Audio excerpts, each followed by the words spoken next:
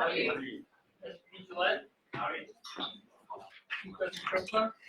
Mr. Howdy. Mr. Burger. Howdy. Mr. Newman. Mr. Rodriguez. Howdy.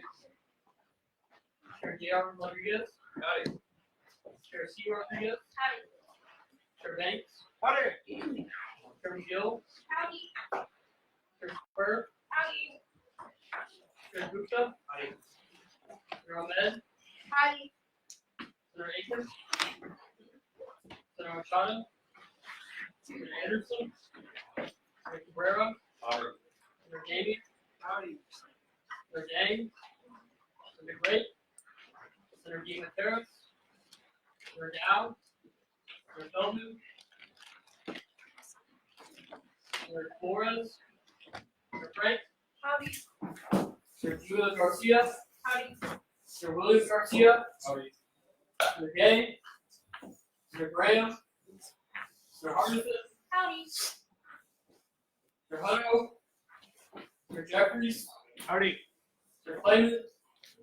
Mr. Oaks. Mr. Crow. Howdy. Mr. Mistrell. Mr. Mandel. Mr. Marupo. Howdy. Mr. Martin. Howdy. Mr. McHugh. Howdy. Mr. McQueen. Mr. Montez. Howdy. Mr. Morgan. Howdy. Mr. Murphy. Mr. Noyola. Howdy. Mr. Pauls. Howdy. Mr. Peda. Howdy. Mr. Pena. Mr. Price. Howdy. Mr. Ramirez. Mr. Resendez.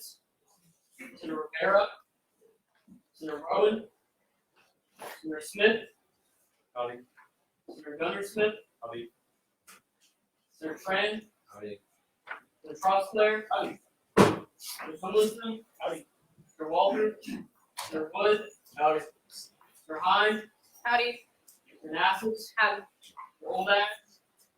Mr. Ramon. Thank you. Now move into a period of invocation and pledges of allegiance led by Chair John Brian Rodriguez. If you'd all please rise.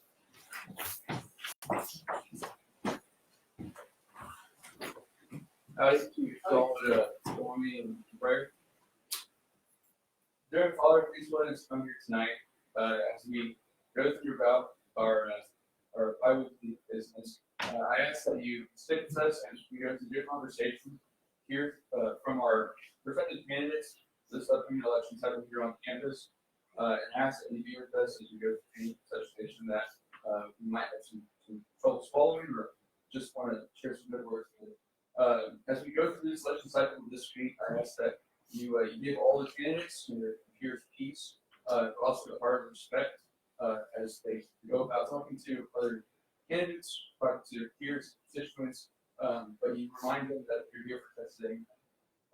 I ask that you give safe travels to everyone that came here tonight, going back to where they come from, whether it's here in town or out of town. But I ask above all that you remind us of who you are and make sure that through our actions that we can show a sense of love and appreciation for those around us. In your name, we pray. Amen. If you all please join me in the pledge of allegiance. I pledge allegiance to the flag of the United States of America, and to the republic for which it stands, one nation under God, indivisible, with liberty and justice for all. Now the Texas pledge. Honor the Texas flag. I pledge allegiance to thee, Texas, one state under God, one indivisible. Thank you. Thank you. We'll now move into a period of reading of a mission statement Aggie Honor Code led by our longest serving senators. The Texas A&M University Student Senate represents all students in order to enhance the Texas A&M experience within our university and communities through research, legislation, and advocacy in accordance with the core values of our institution. And Aggie does not lie, cheat, or steal, nor tolerate those. Now move into a period of the singing of the Spirit of Aggieland.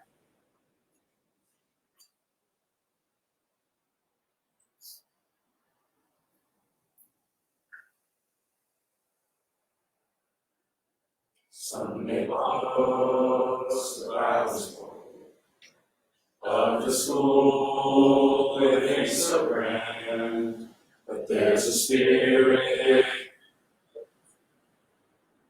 There's a spirit back there.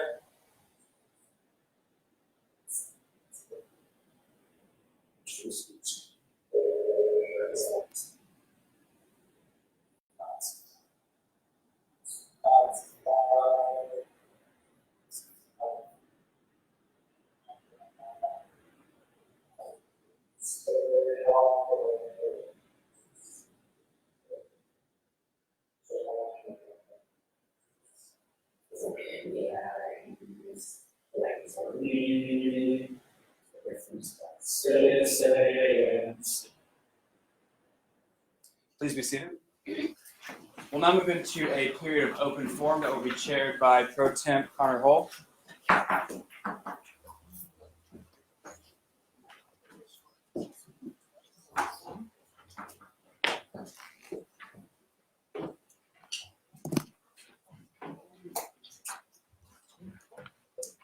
All right, I'm going to start with Zach McHugh, the core values resolution.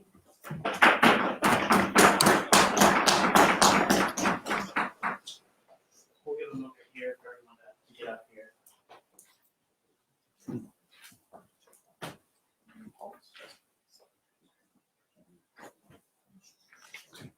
All right, howdy. Howdy. So as y'all know, for the month of January, we elected as a Senate body to give core values simplification award to Joel Cowley. And we also have the honor of having somebody in this body who knows Mr. Cowley personally. So I'm going to hand it over to Reagan and let her intro and present the award.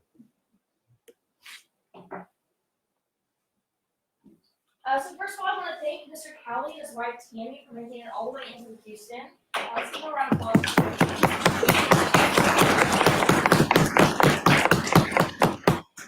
So Mr. Cowley here is a phenomenal man. He actually received his master's in animal science from the College of Agriculture and Life Sciences. Mr. Cowley is currently the president and CEO of the Houston Livestock Show and Rodeo. It is the biggest rodeo in the world. So, Mr. Cowley's work with the Houston Livestock Show and Rodeo, the Texas 4-H Foundation, the Texas MFA Foundation, and the Houston community has exemplified excellence in more than one way.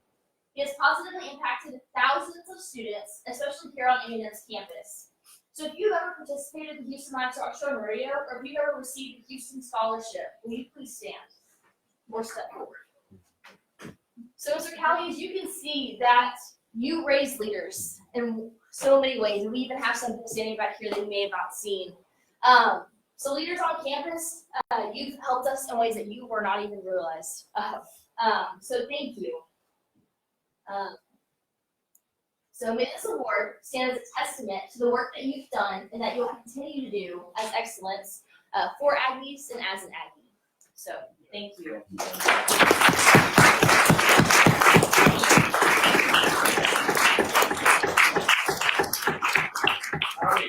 Howdy. First and foremost, thanks to the Student Senate for this award. I'm truly honored.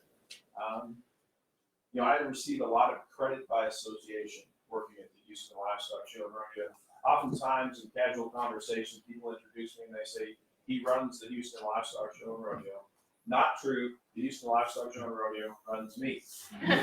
Seriously, 35,000 volunteers, currently over 130 full-time staff members that make the Houston Livestock Show and Rodeo possible. And this year we reached a milestone of $500 million to youth education. A lot of that credit my association comes to my association with Texas A&M University. I was here on campus for 7 years doing my master's. You're thinking, well, this guy can't be very smart. 7 years to do a master's degree. Actually, I was coaching the livestock business, so I was on staff. It's something I love. I also did half the coursework for my PhD while I was here. My wife Tammy did her master's in kinesiology here at Texas A&M.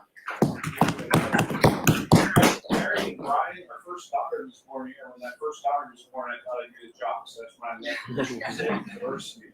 But I wanted to come here and accept this personally out of respect for this body and what you do for the students of Texas A&M University and this great university, because it shaped me. And I continue to benefit through my association and my affiliation of Texas A&M. And I look at you and I marvel at you, because it's what I've achieved in my lifetime through the help of others. If you were to compare my resume when I was about 20 years old with your resumes now, there'd be no comparison. You already understand the value of service. You understand leadership. And if I'm able to achieve becoming the president and CEO of the Houston Livestock Show and Rodeo, and we compare where each of us were in our early 20s, I cannot wait to see what the future holds for each and every one of you. So I commend you on your service. I encourage you to continue to live by the core values of Texas A&M University. And I thank you very much for this award.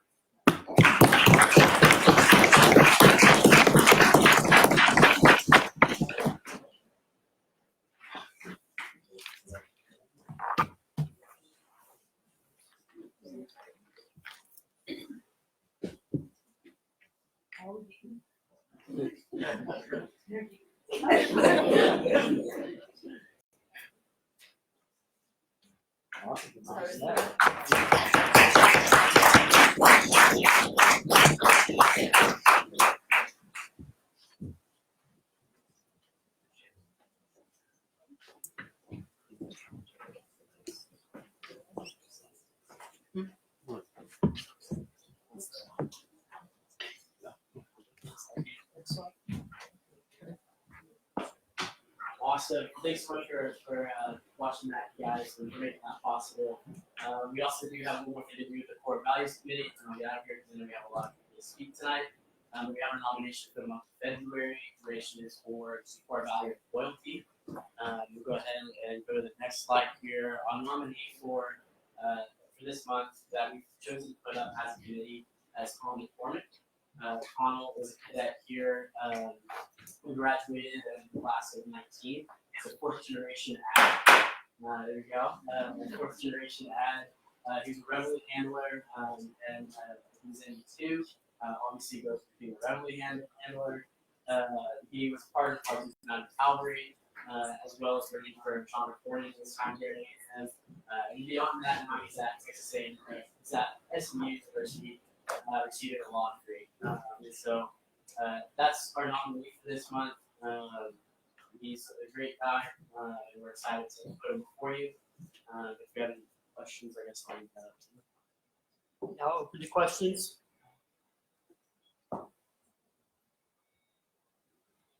None? Okay.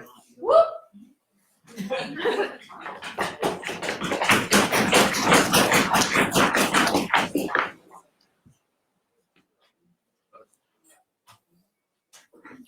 I'd like to now open up the body for a vote. Who says aye? Aye. Any nays? Sounds unanimous.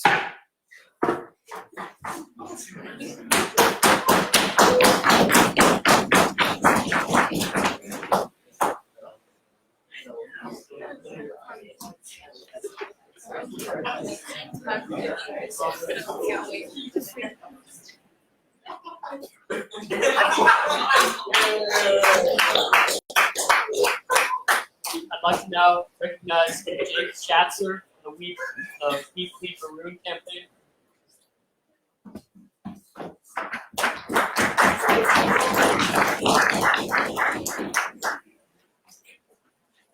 All right, howdy. Howdy. 5 to 10 minutes, correct? Is that correct? Five. Okay. That's enough time for a full ID intro. So, formally introduce myself. Howdy, my name is Jake Jackson. I am an International Studies and Economics double major from Fort Riley, Kansas. But more importantly, I am the Loud Speak College Community Fighting Sex Ed class of 2021. Well done, y'all. Some words, not that enthusiastic.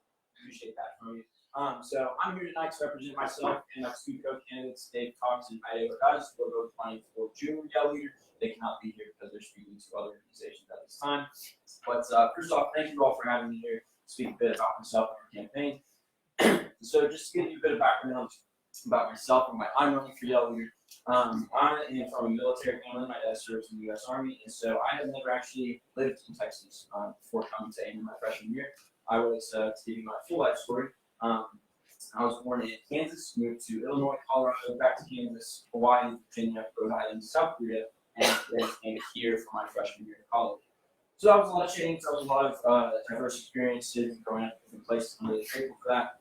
But the one thing that I kind of never really had because of all that moving around was a strong community and network of friends anywhere, because it's every 2 or 3 years we were off somewhere else and we keep in touch with 1 or 2 people and then see those connections we face. But when I came to Aggieland, I really did become a part of a community much larger than myself, and that really kind of gave me that home.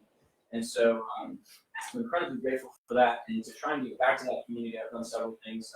First off, freshman year, I joined the Aggie Experience Council, which then did campus tours for prospective students. So if y'all are freshmen or sophomores, you may have seen before the campus tour. So that's where I had my previous Yellow Leader experience. And then from there, I also later in my freshman year founded a student organization called European Local Korea. Definitely check that out. That's not what I'm here to plug.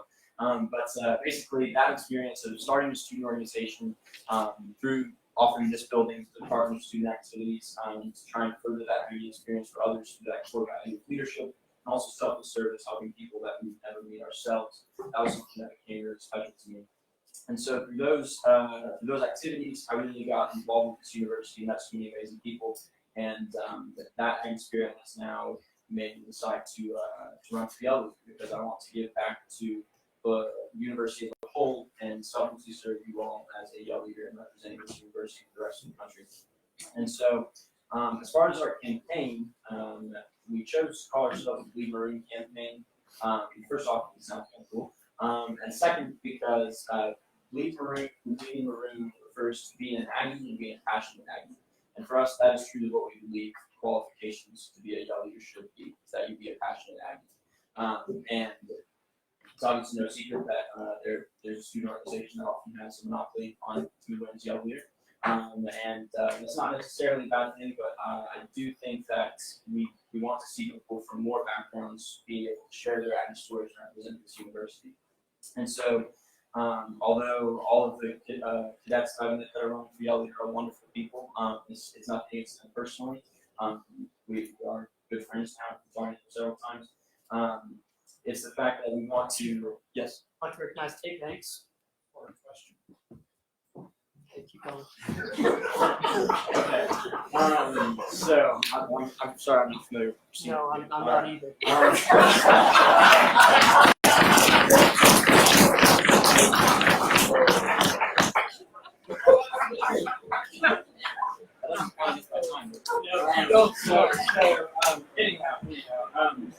And so, so me personally, wanting to see it because, sorry, basically, the point I'm trying to make is that I really do want to see in all these positions, like this student senate here tonight, very diverse place from many different backgrounds, whether that be religious, ethnic, or just where you come from in the United States. And so I really do want to see that reflected in the other bigger and more public roles, because y'all do a lot of hard work, but not many people know who you are. And so Yellow Leader is kind of that face of the university that where I think we need to see that diversity. And so with that being said, obviously I'm a white male, so that's not, the first thing people think when they think but it is true that even just coming from a different part of the country that already lives in Texas is something that is not necessarily the norm. And I do really hope, hopefully this year, with one of my co-candidates, but I really do hope within at least the next 5 years that we see our first female Yellow Leader. Because I truly believe this position is about spirit and serving Texas A&M, and that's not being represented, like I said earlier, by anything other than being a passionate Aggie. And that's kind of the point I'd like to end with, is that it's not a forced diversity that I'm talking about, where it's like there's a quota or we want to just do it for diversity's sake. But because we're already a diverse institution and increasingly diverse institution, that should be represented. And it's because they're passionate Aggies of diverse backgrounds that we will have those yellow leaders, not because it's something that we want to do to look good, but because those people are here. So that's really what our campaign is about. Even if we don't win this year, to kind of set that precedent and encourage the next few class years to keep up that work to make this a more diverse position. So thank you all for your time. Really honored to be here. Is there questions now? Or? Yeah. Sure, so do you think that a win for you or anybody on the yellow leader would result in kind of a sense of opportunity to student body that any end can achieve what they want to on this campus? Yeah, no, that's definitely what I really hope it does.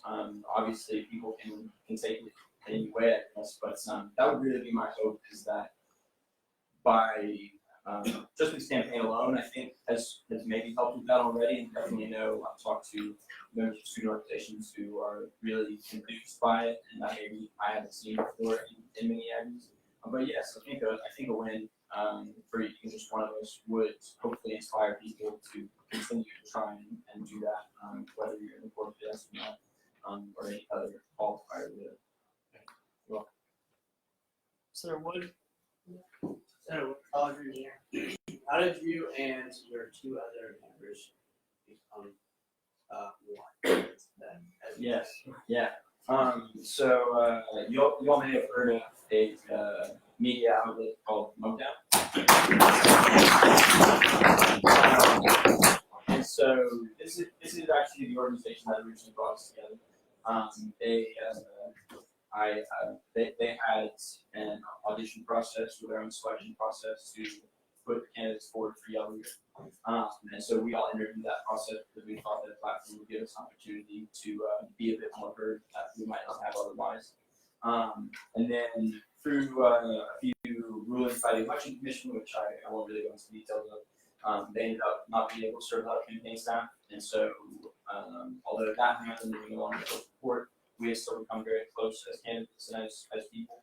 And so we decided to continue the campaign on their own, which is what we've done. Not have a very large staff or anything like that. It's just a few of our friends that we've managed to drag along with us. But so that's how we originally met, and then from there, working on the campaign, got really close to each other, and we kept going. Senator Morgan. Senator Morgan, College of Education. What is your favorite tradition here on campus? What is my favorite tradition? So my favorite tradition is actually silver taps, and I like to say that it's the favorite tradition I wish I never had to attend again. But for me, it's really powerful, and kind of shows that deeper level of the Aggie spirit, because football's great, yells are great. Obviously, I love yells, but that tradition in particular really does show just how, like I said, how deep that family goes. That I don't really know personally people standing by my side. Often when it's about to rain, often when it's really humid out there, when it's really cold out there, whatever the weather is, and more important than that, the students that we are honoring, I've never known personally, but I've been to every Silver Caps because they're part of that extended Aggie family that I'm a part of. On a personal note, last semester, actually the day before last semester started, my grandmother passed away, and that was really difficult for me, and so that too kind of gave me a better perspective of how important Silver Taps is, because the community that gathered around me during that time was really helpful, and so that although that obviously doesn't compare to losing a brother or sister or a child, I think that really gave me a better perspective of what those families must be going through, and so that really made me appreciate more what Aggie families able to do for them. So thank you. You're welcome. Thanks. Sure, next. So I was talking to one of you earlier when you were just outside. They told me that you probably think so push up. He told me that Yellow Leader's have to do 9 weeks of real push-ups. So are you going to do 9 weeks? Yeah. Real push-ups for every football game if you're like you. Oh yes. So I also thought it was my understanding that only the juniors did the push-ups, but do the seniors do them as well? Just the juniors. So I actually kind of dodged the rule on that. So but I would love to do them as well. I would Oh yeah. No. I have been working out this semester to prepare for things like that. For the biceps to be on national TV, you know. But so for my junior candidates, they're ready as well. But thankfully I wanted to do that. Sure. Senator McGill. It's trivial. Not in your usual place. Chair McGill, student services. It's okay, I'll go by either. Who is your favorite member of Bleed Maroon? My favorite member of the room. Wow. That's a tough question. I suppose it sounds very egotistical by saying itself. I mean, there's no favorite really. I mean, they're both Ida and Dave were really great in helping me with this campaign. If the three of us weren't there together doing it, it would probably have already fallen apart. Spent a lot of late nights together and working on campaign materials. I have the connection with both speaking Spanish. It's actually really cool to see that with her and sharing some of that intercultural exchange comes from the Valley and again, never having been in Texas. Never having been in Texas myself, I never met someone from the Valley before coming to A&M, so hearing about that experience as well. It's been really cool from her. And then Dave is just a really cool guy. I'm good friends, like I mentioned earlier. Plays water polo, which is crazy. It's awesome to me. But yeah, there's no real favorite. It's just it's been an amazing experience to get to know them. And even if I'm not elected to gel here, it's really been a pleasure getting to know them. Seeing no other questions, that will conclude our period of presentation for. Thanks again.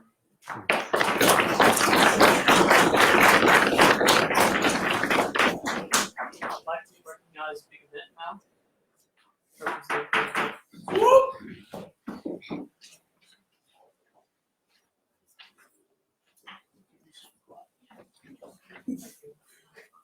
My name is Schaefer Quinn. I'm one of more with Big Event. The Big Event is the largest student-led single-day service project in the nation, and it's just a way for us to give back to the community. And whether that be washing windows or pulling weeds, it's just a day that we get to say thank you. And yeah, so you can sign up as an individual or as a group on bigevent.com. Is that it? Big Event online.tamu.edu. Yeah, so sign up to post March 1st. Show me off. So,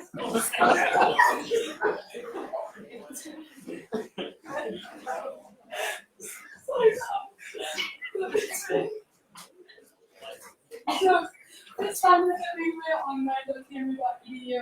Sign up to March 1st. You can sign up as a group. We'd love for you all to sign up as a group or as an individual. But yeah, so sign up. Does anyone have any questions? Seeing no questions, thank you.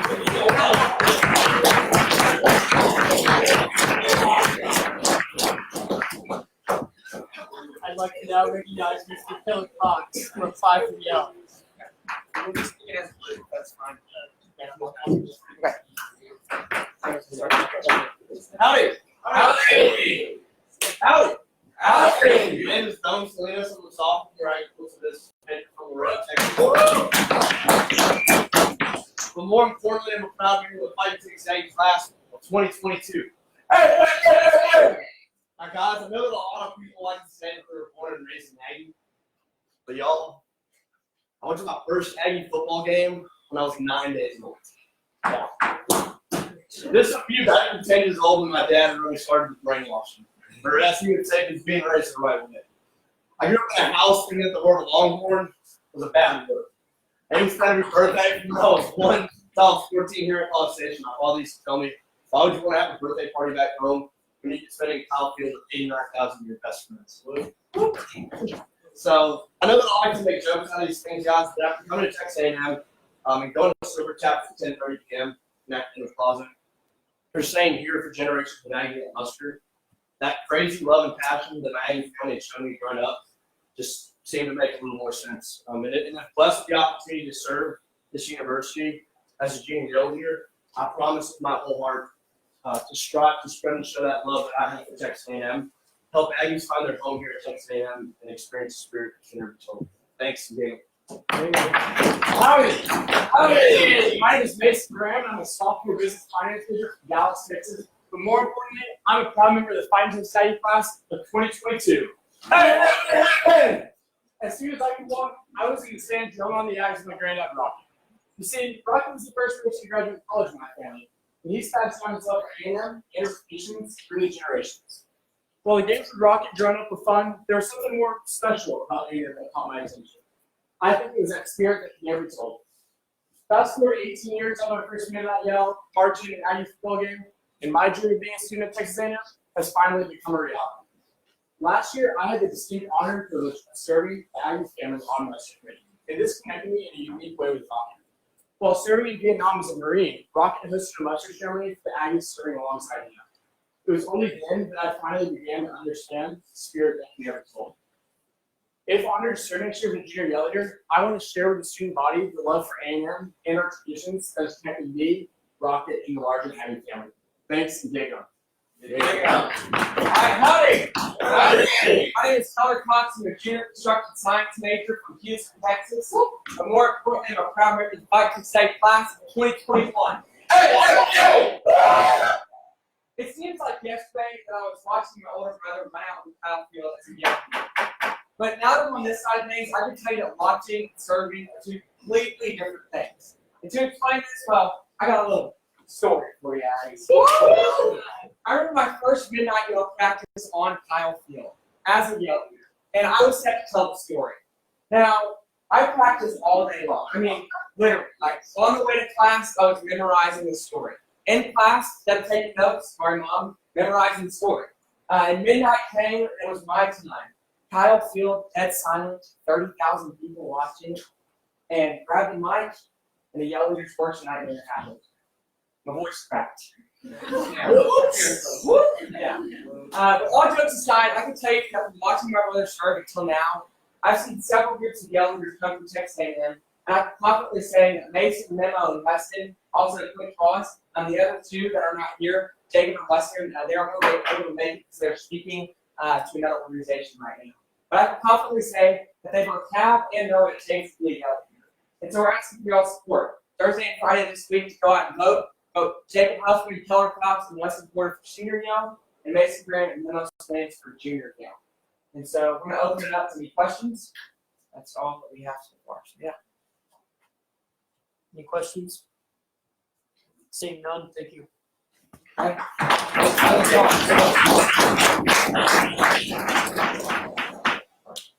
Let you now recognize Senator Cody Price.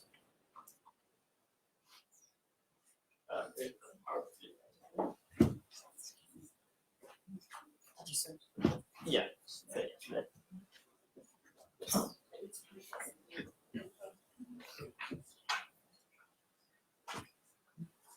Okay, while it's loading, so that's my friend Obi. So I think everybody got an email yesterday from that was titled "Participants Needed for a Focus Group," and is included from the Women's Resource Center. So the Women's Resource Center is holding a focus group for pregnant and parenting Aggies or current students.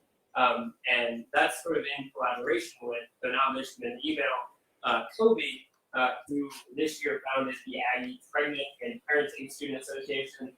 So I just wanted to stand up here and share that if you know anyone or you have any friends that are pregnant or parenting, please send this their way. Thank you.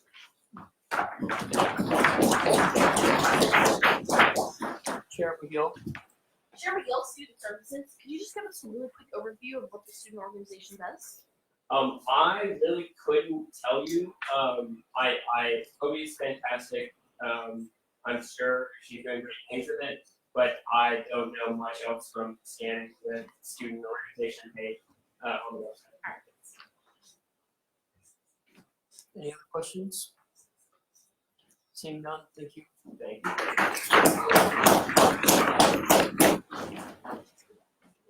I'll recognize Senator Banks on the Academic Affairs Committee. Howdy, Senate. So two things from that. So most importantly, the Academic Affairs Committee is partnering with the libraries and hopefully the provost office to put on the OER awards. So these are awards that recognize faculty members who have taken the steps to replace textbooks that students have to pay for with free open source textbooks. Everybody's saving students a lot of money. So we're really trying to build this award program up a lot this year by bringing provost people, by introducing a monetary award. Actually, I've actually convinced the libraries to put out money for this award as well. But the cool thing about this award is the students actually get to choose the recipients. So we are putting together a committee, the OER committee, to select the recipients of this award from pooled nominees. So if you would like to be a part of that effort, please let me know. The libraries will actually be here next meeting with an actual sign-up sheet that I can get you on that sheet, so let me know. That's a really cool process. And second, almost importantly, this is good enough. With that, I yield my time. Seeing no questions, thank you, Mr. Fritz. Now recognizing Carolyn Beret.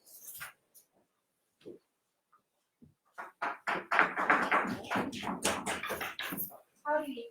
Okay. So I'm Caroline. I'm actually a junior finance major. And today I wanted to tell you guys a little bit about the upcoming Texas MS150. So the Texas MS150 is a bike ride this year starting in Houston and Austin, finishing for the first time ever in College Station, specifically Kyle Field. Yes, I'm very excited. For the past 35 years that I've been in existence, it's been majority finishing in Austin, so I'm very excited that Kyle Field for the Aggie community is really going to be able to show everyone how amazing we are and everything like that. Some more facts about the ride. It benefits the National MS Society. It's an organization that funds research towards multiple sclerosis, which is an autoimmune disease that affects roughly 2.3 to 3 million people worldwide. And last year, the ride raised about $13 million, which is amazing. And so, what I'm here to talk to you all about today, because I know I'm riding for me a lot of work, trust me, it's tough. This has been my first year doing it. But we really need some volunteers. We need about 3,000 for the entire weekend, and specifically at the finish, we're going to do about 300. And the date of the ride is actually May 2nd, here for 3rd. The shifts range usually like 4 to 5 hours each. It can be like setup, takedown, hospitality, like actually being on the field, things like that. If you want more like specific availability, you can go on the Bike Invest website and click volunteer, and you'll see the various shifts that are available. And so, yeah, that's basically all I'm trying to say. Just if you or anyone else you know wants to volunteer as a group or an individual, it would be greatly appreciated and really fun experience. And we'll get a free T-shirt and a meal as well. So it's just I'm looking for any questions. Seeing no questions, thank you. I'd like to now recognize Ms. Shelby Lethwig on behalf of the Student Body President Campaign.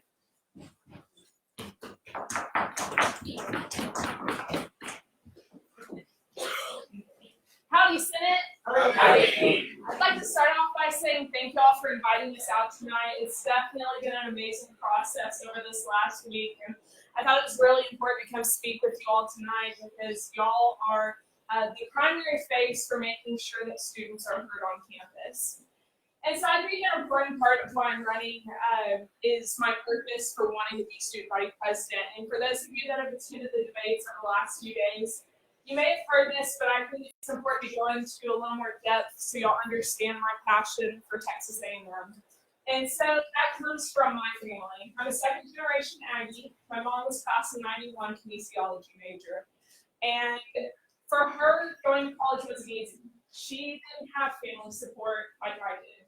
And she didn't have the money to come to this awesome university. And so she just knew that she wanted a higher education and she'd do whatever it took to get there. So she attended a junior college and she worked her way through it. She worked in Staples, she worked odd jobs that she could pick up to pay for it. And then one day, finally, someone walked up to her and said, "You're a really hard worker. Why aren't you at Texas A&M? You exhibit the Aggie core values. Why are you not in College Station?" And so that was the first time anyone had even mentioned to her that she could be a student here. And she attended, she visited, and she realized she saw that Aggie spirit, and she knew this was where she needed to be. And so when I was growing up, it was important that I at least saw that same spirit. She didn't care where I went. I could have gone to the dreaded school in Austin, but she shared that spirit. And in particularly, it was about Aggie Mustard. She didn't have close ties with her family like I do. And so the fact that there were random strangers from her university that would one day say here for her made an impact that would not only last her life, but go into mine. And so I knew when I came to this campus, I wanted to make an impact. And the way I do that is through my involvement, through working with students, making sure they have the same opportunities that my mom and I have as well. And so that leads into my policies and what I hope to accomplish as student body president. A year is not a long time, but I hope to get a lot done. And so that starts with moving Aggies. I want to make sure we keep focusing on transportation and access to healthy dining options, because we all live busy lives, and we need to make sure that there's convenience for our students so they can not only be successful in their classes, but outside their jobs and their student organizations as well. Moving on from there, we've got leading Aggies, and that looks at our student organizations. We all can identify areas that we want to see changed, but this is a big university. And so sometimes it's hard for us to say which one's this one thing when someone over here might not think it's a good idea.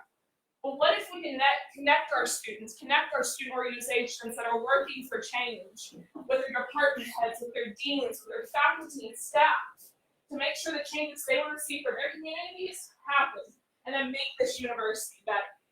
Moving on, we also have Aggie Success, and that's looking at in-classroom learning. A big part of why we're all here at A&M is to get that degree. And so I want to make sure that when we say we're a graduate from Texas A&M, there's that certain standard. And so regardless of what section you're in, what class it is, whatever the course it is, whatever professor or TA you have that high level of standard. And then finally, we are the Aggies. And that refers to diversity and inclusion and recognizing that everyone has something to bring to the table.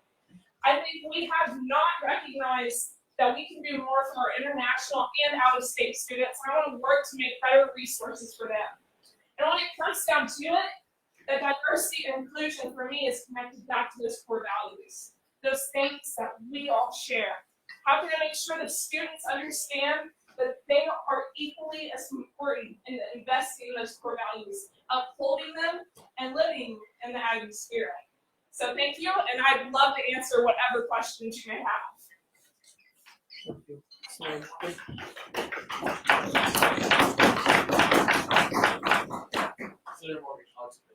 What is your favorite tradition here on campus? So honestly, I'll go back this semester, and it's because of that story. I love all Aggie traditions. I will preface that. It's hard to choose just one. But it's meaningful that one day, no matter who we are, what background we've had, what religion we practice, what color we may be, whatever we want to do with our future, our Aggies are going to collectively stand up and say here, because each and every one of us matter in that way. Thank you. So thanks. Chair Banks, thank you, Harrison. So over your 3-ish years here so far, what is your one favorite instance of you leading initiative or helping initiative actually result in tangible change? Absolutely. So my second favorite tradition, which isn't as widely known, is one that I actually helped start with a group of students in the College of Ag and Life Sciences. So I recognized when they built the new Leach Teaching Gardens that there was a common space on this campus, something that we could all enjoy and really appreciate just for its beauty and the opportunity to relax and connect with others. And so there was one day we were standing in the dreaded Lot 100, me and a group of friends were like, why don't we do something with it? You know, we thought this really cool opportunity, let's go for it.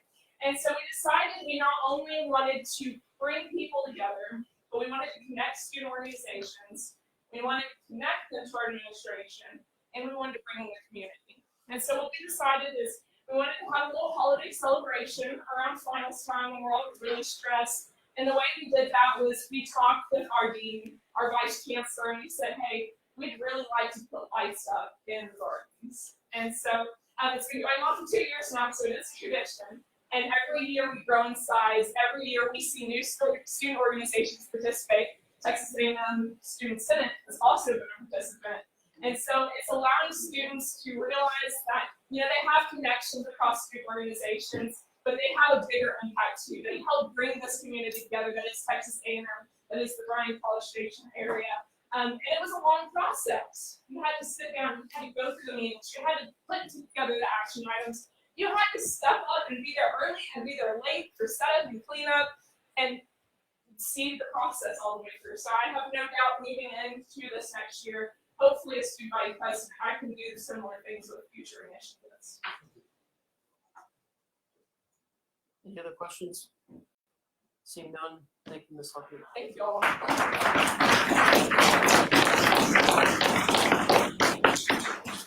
Now recognizing Mr. Berger on behalf of his own SVP.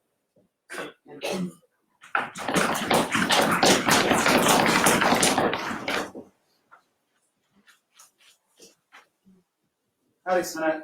Howdy. Not going to leave a claimant caucus this time, not here in that capacity.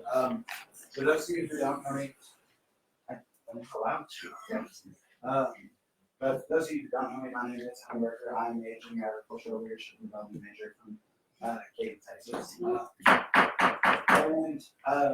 So essentially, I just want to talk to you a little bit about my campaign, my platform, and then also why I chose to run for student body president. So it was an incredibly difficult decision for me, not because it's not something that I think I'm capable of, or not something that I thought I could handle, and not something that I wanted to take on, but more because I already found a body where I really, really enjoyed myself and had a great time and felt like I've done a lot of really incredible work, and that was actually right here with y'all in both the 71st and 72nd sessions of the Student Senate.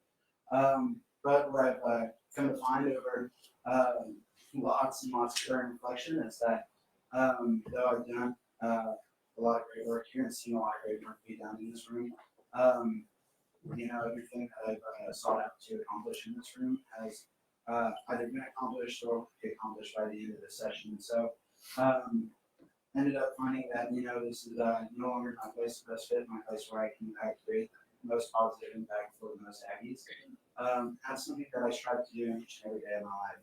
I have a very utilitarian outlook in that way. I want to provide the largest positive impact on the largest group of people possible.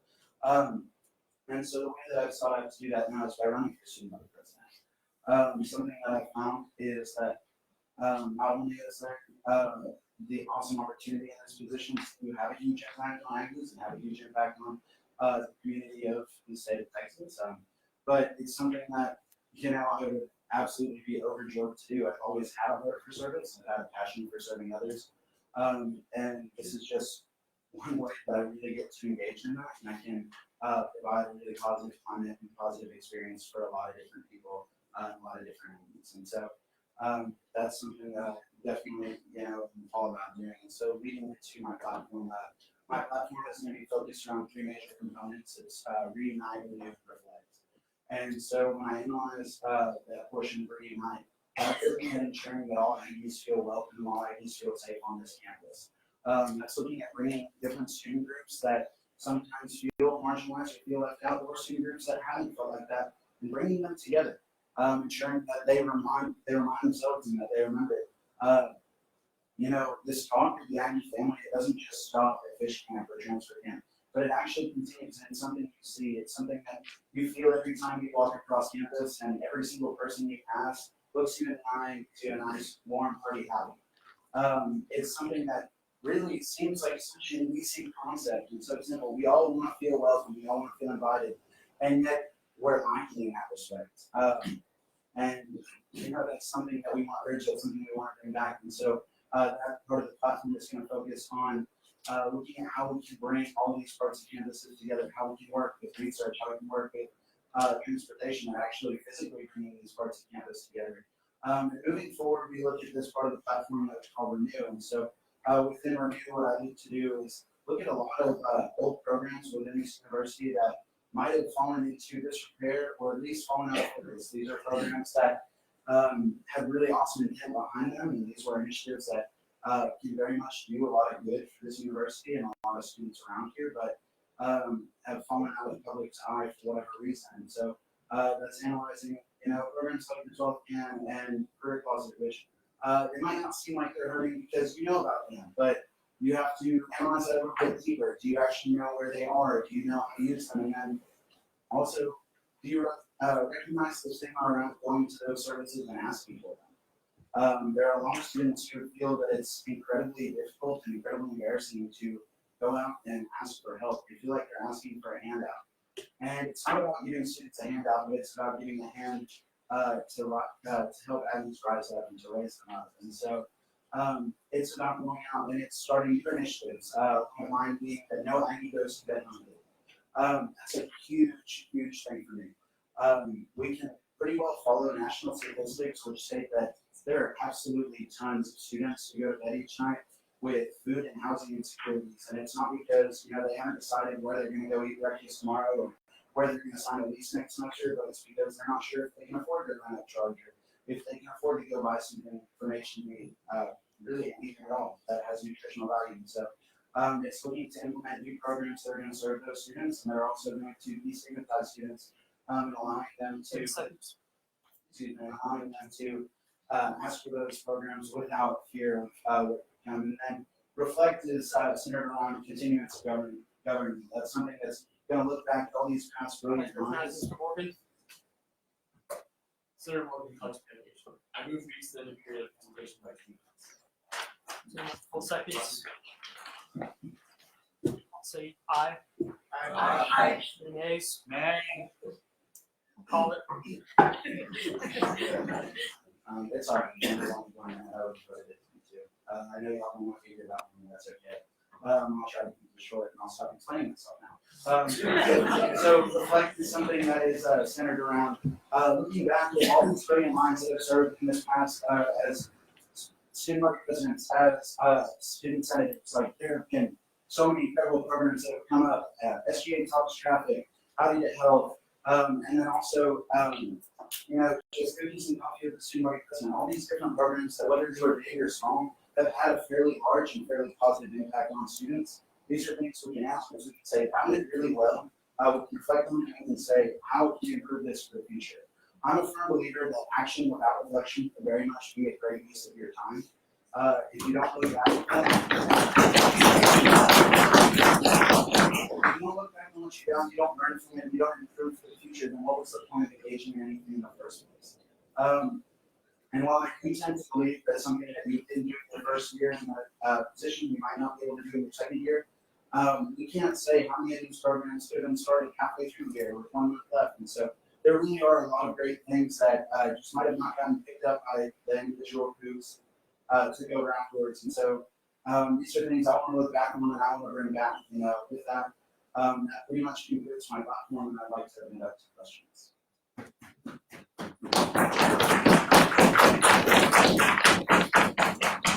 Senator Banks. Sure, Max. So, over your time at this university, that's the question, what do you think is your favorite instance of you actually affecting real change at the university?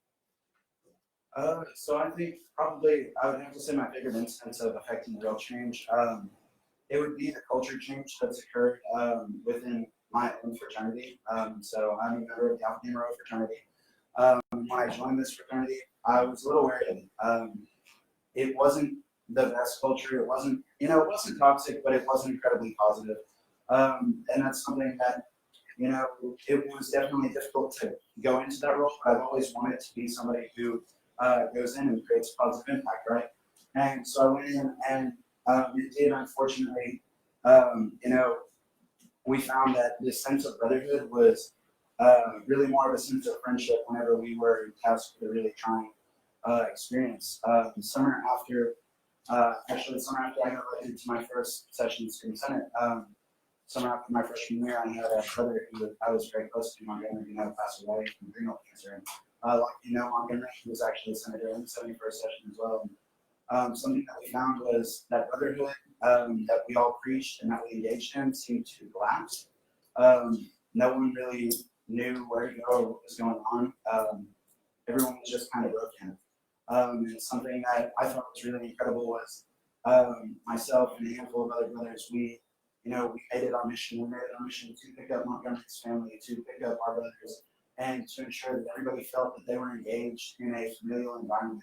And everybody felt that, they were loved. And yes, we lost someone who was very dear to us, but we can grow from this. We can become much stronger, and this can really improve upon our relationships with each other, our relationships with higher power, and our relationships with the entirety of our own family. And so we've seen a massive culture change in that organization. And what we've actually grown to is a group of individuals who we absolutely love each other. And that's something that I think is really awesome to say that I played a part in this university. Sarah Ahmed. Sarah Ahmed on the Everest Campus. So you mentioned how you're a very much service-oriented person. You love to give back. What are some examples outside of students and how you've given back to your community, to the school, and so forth? So one of my favorite ways that I get to give back to my home community, actually it's something that I talked about earlier with Mr. Cowley. So I, every single year I engage with Peace and Livestock Generally as a volunteer, as one of those 25,000 volunteers. And though I might be a small drop in a very large body of water, I feel that I get to enact some really positive change through that, and I get to do a lot of work through that. I serve as a member of the Junior Radio Committee, and each year I spend about 40 hours volunteering with the Livestock Show in the months of February and March. And then beyond that, it's really taking every single opportunity I get within any community. And so I don't see service necessarily as an act of community service. I see service as anything. It's going and speaking to somebody who might not feel comfortable, joining to a group, it's bringing them into the group. It's going out and, even when you're just in a restroom, you see 1,500 paper towels that somehow people manage to miss the trash. You grab a clean one and you pick up all the dirty ones on the ground and you throw them away. It's just random little things that I can engage in, and then it's also the big things. And I get to learn more and more about it every day. Being that I am a leadership major, and service is something that we center our focus around. I'm getting to take a class right now that is completely centered around volunteerism, getting to work with your community, getting to serve your community. And so I think that there's really awesome ways that I do get to engage in that, and there's just honestly too many to list off at this point in time. But any opportunity I can.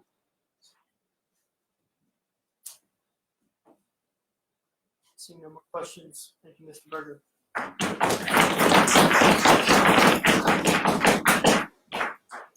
Recognize Aggie Vanguard.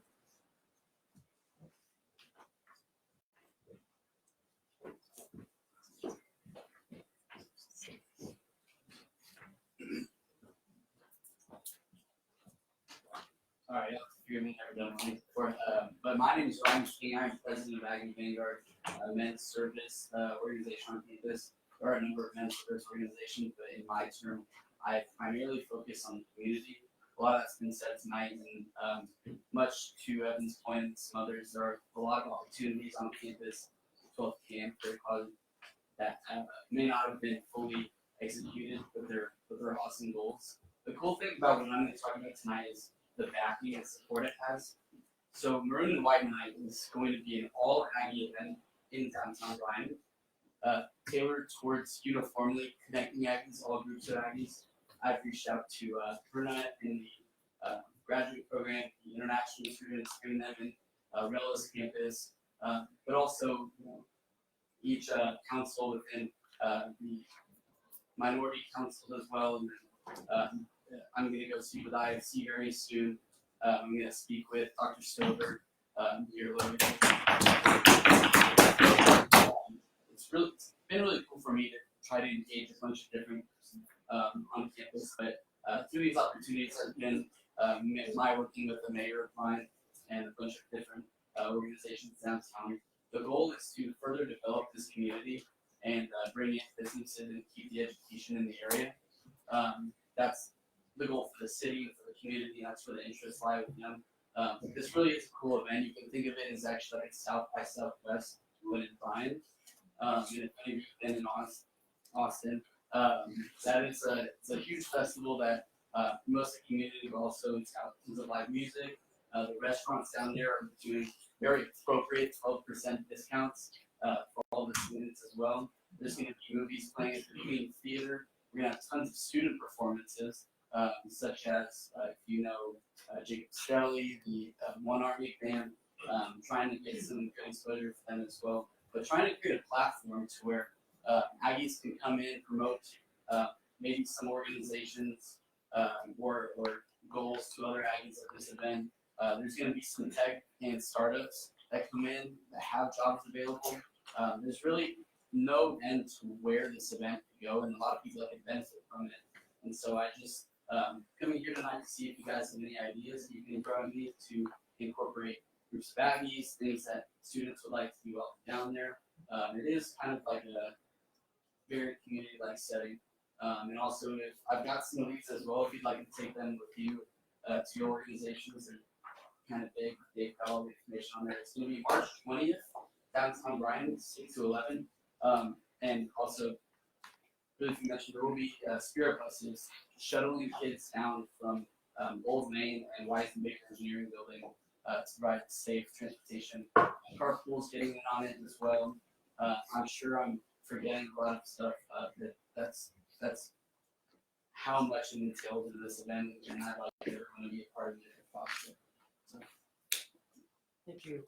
I now open up to a period of questioning with Mr. Berger being first. Chair Berger, rules and regulations. So would you be open to the idea of having Chair Rodriguez come play guitar and sing? Really, am I open to it? He really enjoys it. You would even give him the main stage for a second if you'd like.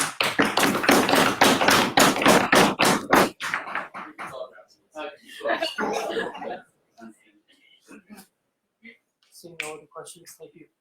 All right, thanks guys. Appreciate it.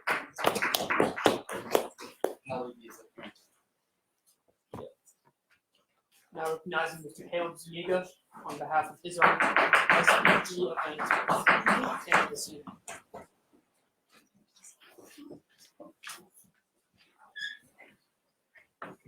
Howdy. Howdy. My name is Caleb Zuniga. I'm a junior economics major from Cedar Creek, Texas, and this year I'm running for student body president. So my experience with Texas A&M, I'm a first generation college student. My entire family from both sides never knew what it was like to go to college. And growing up, I never really expected myself to be in this position, to be accepted, especially into a great university like Texas A&M. However, when I first came here, I was fortunate enough to find my community here at Texas A&M. Within the Corps of Cadets and Traditions Council, I have immersed myself into the traditions here at Texas A&M, and I've found my home, and I've really felt a part of this Aggie family. And becoming student body president is something that I want to use if I could, if I am elected, to help people find the same community and help people immerse themselves in those same traditions at Texas A&M. So first, I want to help connect traditions to the students, not necessarily trying to force people to go, but helping make it more accessible. For instance, one of the issues that was just recently fixed after 20 years of the collapse was the Bonfire Memorial. I actually had the honor of talking with John Comstock, who was recognized as the 13th man. He survived the collapse. However, he did lose his leg and get wheelchair bound for the rest of his life. And one of the things that he talked to me about was the lack of accessibility for him to the first memorial in 2004, and from then on until they finally came and fixed the gravel and made sure it's accessible. So what I really want to do is help look at every single tradition and how we can make it more accessible to those with disabilities, and just to help reach out to students to get them there. Another thing is supporting Aggie family. I think that I was fortunate enough to come here not knowing anyone and find my community real quick as a freshman, and I think that, I know that most people are not fortunate enough to have that same opportunity. So if I were to be elected student body president, one of the biggest things is to meet with student leaders and help figure out what their organizations need as far as resources go and what kind of outreach that they need in order to get to the people that don't necessarily have a home here and help people find their community, because we're all different. But it's important that we keep our Aggie family strong, because that's at the end of the day, we are all Aggies. Another thing is student safety. You cannot have a healthy academic environment if the student does not feel safe on or off campus. one of the biggest things that has been brought to my attention is off-campus lighting at bus stops. For the most part, our bus stops, the only light that's coming from it is nearby street lights, and I think it's important that we help our students, especially off campus, feel safe. As well as installing more blue lights on campus, I want to talk to administration about getting more of those, especially out on West Campus. I go to my class through the Allen building, and I don't really see any of them there. People have come up to me and talked about how when they come on their tour, that was the first thing mentioned is that they should be able to see that wherever they are. But I think it's important that they feel safe at all times on our campus. So I'm really, my time here at Texas A&M, I've spent not necessarily in a leadership position with the title, but I've spent it through organizations, whether it be Fish Managers Council, many number of student ambassadors. I really try to build these goals by helping connect students to these traditions and helping foster a better academic. So I would like to open up for questions. Mr. Morgan. Senator Morgan, College of Education. What's your favorite tradition here on campus? My favorite tradition would have to be Aggie Muster. So the reason for that, whenever I was an incoming student, I actually got an email from the Bastrop County Aggie Association, and they sent me a message, invited me to the muster, and I literally had no clue what it was. Again, I'm a first generation college student and Aggie, and I went there, and just the experience that I had, there was only 30 people, it's a very small town, and just to experience good bowling with people and talking about their time at Texas A&M, as well as them being so supportive of me and wanting to know what they can do to help and giving me advice about school and everything. And then I really got to see what it means to be an Aggie when I stood with them, singing the spirit of Aggie Land, as well as saying here for the people that I recognize in my community. Mr. Bates. Sure, second there. So same question I was your hand is, if there's one instance of real tangible changes made at the university or private stuff, what is it? So it's really talking with connected traditional students. I've had the honor to serve on traditional council for the past 3 years, and the more distinct honor to be on the Silver Caps committee. And what we really try to do, aside from being with the families the night of and making sure that they see what the Aggie family is doing for them, we try our best to figure out how we can get more students out there and really spread the word about what it means, because it's such a tough thing. You can't just make an advertisement about it because it's such a somber tradition, but we really do our best in reaching out to student leaders to help getting more people out there, and that's something that I've been doing for the past 2 years, and it's something really important to me because we can get people to football games, but what matters most is standing with our Aggies in the club. Yes. Ms. McGill. Chair McGill, Student Services, could you please tell us what inspired you to join the Corps of Cadets? So it kind of goes into my Aggie story. I didn't know anything about A&M or where I was going to apply my senior year. High school and my student advisor kind of just sat me down, and she gave me I like to say the 21-minute spiel about what it means to be an Aggie, and it was probably 5 minutes. But as soon as she told me about just really the tradition that I was set, I had no more questions. I was like, okay, that's the only place I'm applying.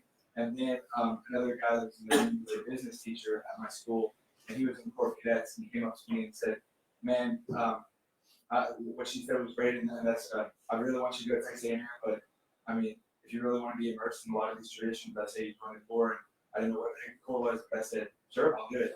And I ended up here, and I found my good community with my buddies and the rest of the people in my outfit. Thank you.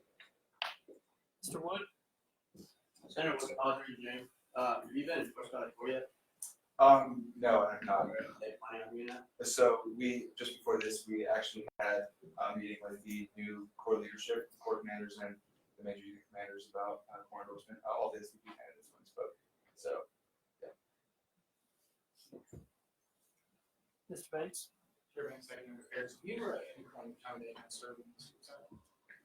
Yes, my freshman year, I ran for Corps Cadet Senator and got it. However, I had to step away for a personal reason that I was going through as a freshman. So, Any additional questions? Senator Ramirez.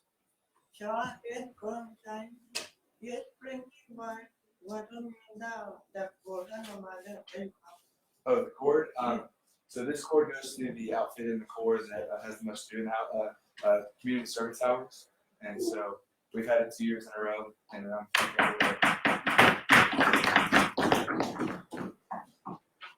Any additional questions? Seeing none, thank you. thanks, Dave. I would like to recognize Mr. Eric Mendoza on behalf of his own SVP campaign. Howdy, sir. I'd like to recognize Ms. McGill. Chair McGill, student services point of information or question to the speaker. Could we please ask that everyone close their laptops because it's very disrespectful to all those that take their time to come speak. Ms. McGill would like you all to close the laptops. If you would do so. Well, howdy, sir. Howdy. I think we're all pretty acquainted by now. Before I start my spiel for the campaign, I want to preface with the fact that regardless of the outcome on Friday, I'm excited for continuation of this session with Student Senate. I'm also excited for continuation of this meeting, which I presume will be a normal meeting after we conclude the forum. But what I will share with you tonight is that as a second generation Aggie, I have grown up loving this university, and I could never imagine how much the experience provided to me would impact my life. And I think we can all agree that one of the best things A&M offers you is your ability to find a home here on campus. And I think for me, I found my home with my freshman year organization. I also found my home right here in the Student Senate by leading it as a speaker in the Student Senate. I'm sure you guys did as well. And I think one of the things that I want to do is ensure that every student has that same opportunity to find their own home on our campus. And I want to do it by focusing on 3 things: communication, collaboration, continuity. So what does that mean? Communication, I think, is external as well as internal. So internally, we can do better at ensuring the size of our committees can actually withstand the demand of the student population. That's like both, that is the career positives, things that actually have impact the student, faculty, and staff on this campus. And we can be forward and ensure that those resources are available for our students. Externally, it's working to ensure that we understand that we're in a bubble here, and that every bubble on campus needs to be communicated with. And so when you're at the Coles Council, the Student Experience Council, the overarching Student Council, we can do better at ensuring student leadership across the campus is informed and involved in the communication aspect of student document to ensure unified student voice. Moving to continuity, depends on the fact that I have served in this body for 3 sessions.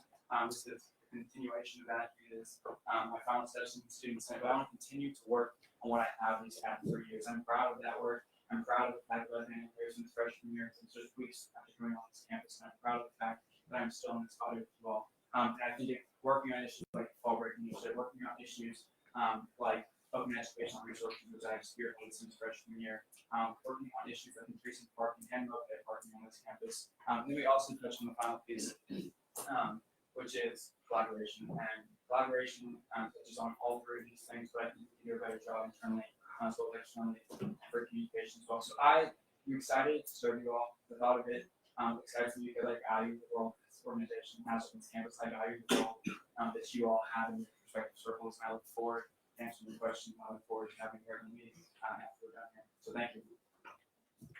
So Morgan. Sir Morgan, College of Education. What is your favorite tradition here on campus? I sound like a topic IU Mustard. The first one that I got to be involved with as a student this past IU Mustard as a Mustard host on campus. So yeah. Thank you. Senator Banks. Chair Banks, I got one first. So I wasn't incredibly involved in academic affairs during the last session of service to the first before. So what exactly when you mentioned that you work on the Nexus resources, what exactly is that work in this? Yeah, so I was not involved in academic affairs, I was involved with legislative affairs. So what that looked like for me was actually passing the first piece in the Senate that touched on that. And that was, I've done that multiple times, and what it looked like was making it available to be advocated for on the state level in the 86 legislatures, Texas legislature. So that, I think you can ask Gregory Cross about that too. We work together very closely. And so it was more the availability to allow us to be spoken about and to on the state level. So, sure. Senator Spur. Chair Spur, you talked about platform of communication. I'm sure you've been on fostering that external and internal communication discussed. Yeah, absolutely. So I think, having worked in student government, we realized that we don't communicate extremely well in terms of our committees and our branches themselves. And so ways that we can do that is I, for one, think we have fantastic initiatives. I said that's what we're working on. I mentioned a few of them, but we need to do better at ensuring that we are providing that on a platform that is comfortable to students receiving it. So we don't need to communicate what's easiest for us, we need to communicate what's easiest for the receiver. And so I think that when you look around right now, you see campaign videos, things like that. They're student-led and student-produced, and they look fantastic. To me, why can't we do that for every single initiative we have on this campus? I think that's something very tangible that we can accomplish. Senator Banks. Sure, fair. So the same question I asked you, Candace, so far, what is your proudest achievement? That's actually very tangible change. Yeah, so I think touching on the fact that you mentioned openness for educational resources, the last session when I served as legislative affairs chair, my entire role was ensuring that we had a slate of bills and agenda items so we could take things to the legislature. I was proud that we came in from the summer session, summer time into the fall semester completely ready to go, and we passed something like 10 bills, something like that, in the first 2 meetings. So that is what I'm most proud of, is the fact that I gave the student government, the student body, the ability to be advocated for on the state level, which I think was very impactful. Yep. Sarah Ahmed, on-campus caucus. So, on your social media campaign, on your continuity platform, you state how you spearheaded and worked on the Math Gates initiative, and within one of your campaign videos, you state, and say this verbatim, that you want to finally push the Matthew Gates statue across the finish line. How do you plan on doing that when, until this day, you have not met with the Matthew Gates initiative regarding the current status of the statue, and let alone discuss how your future SPP role would help the statue reach its completion? Most of what you said was false, because although I did say spearheaded issues for my continuity platform, I didn't say I spearheaded that issue. So I spearheaded and worked on issues throughout my 3 years, and that was one that I worked on. My vote is still online, saying that I was in favor of that statute. I mentioned that the SPP came on Monday. And so I still serve on my committee currently, whereas usually goes my classes with a handful of my activity schedule. But I think looking forward, it is a priority for me to ensure that that gets completion. Why is it? Because it will be done. We need to make sure the education piece is there. This statute is not a question anymore. We know where it's going to be. We know where the funding is going to most likely come from. So make sure students realize why it's going to be here. So I think I want to make sure that we're correct in the facts that, I didn't spearhead the issue, but I'm proud of it, and I'm proud of the team to work on it. So thanks for the question. Sure. Senator Rodriguez. Senator Rodriguez, college engineering. What do you feel has been your favorite memory here at A&M that is projected to be something that's going to help you take on this role? Yeah, I think coming up to freshman year, one of the first moments that I found was, again, my freshman year's organization of the SIPs. And I think that's still the network that I go back to this day. And it's the network that I still grab the network and I still watch movies with. And so I think like many guys in my organizations that you're a part of outside of Cold 144. And so for me, that would be my answer. And I think that that's what makes them pretty special, is the ability to find hopefully growth with. Yeah. Senator Bennett. Ahmed, on-campus caucus. I would just like to clarify that I wasn't trying to say anything false. I was directly quoting your campaign. Sure. Following that, I'd like to ask you, just said you know where the funding is supposed to be coming from. How do you know that information? So also I forgot to mention previously, I did speak to Eric Pauls, who's in charge of the initiative. I spoke to you last week on the phone, Erica. And so we did touch on that. And I have that call recorded. So I did speak to you. However, also, in this role, I have a relationship around campus, and this is an issue that's been going on for a long time. And so the funding itself, I don't know if it's very information or not, but it is being funded internally and finding people outside to work on that. I know that that's something that Gaines Committee knows about, whether it's level information that I've been receiving. I don't know if that's on your level accurate. That's what I've received from the KSA office. So. Sure.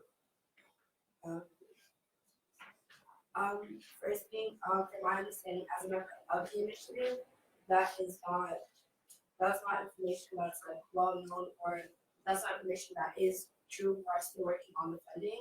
Alongside that, I've spoken to Eric Pauls, and as of today, we have had a conversation about which SPP candidates have spoken to, and she hasn't been privy to y'all's conversation. Was letting me know that when you spoke to her, it was regarding being your campaign video. It had nothing to do with the Math Gains initiative. Okay, so yes, it was about the conversation, but I spoke to a lot of people, and it was about what they're doing on campus, their perspective on issues.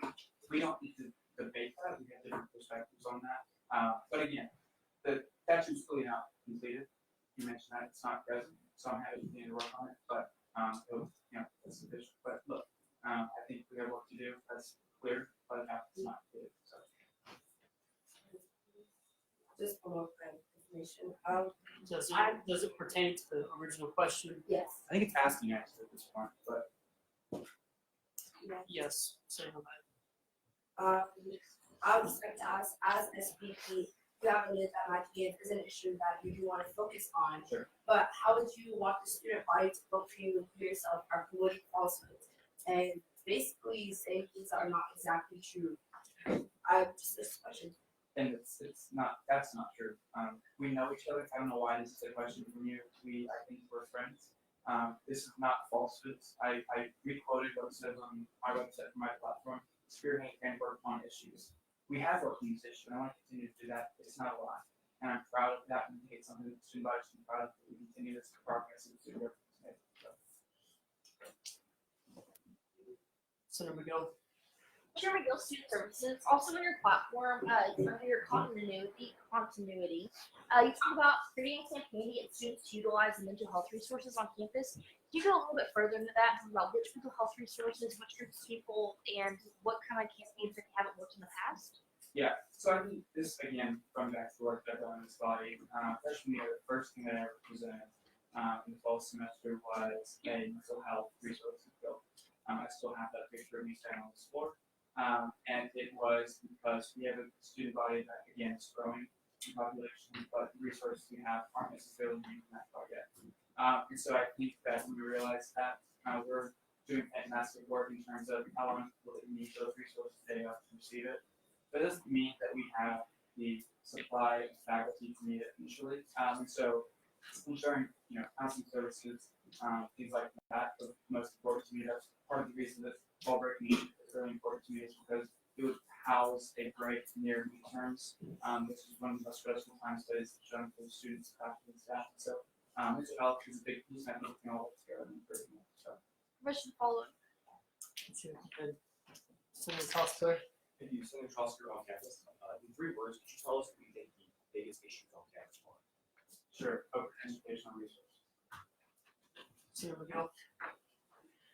Chair McGill, Student Services, piggybacking on my earlier question, would this be part of a legislative initiative that you would plan to pursue next year, since it's going to be a session, or is this just something that you hope to people Referring to getting people to utilize? You were speaking about how there's currently not enough resources for the number of students. Sure.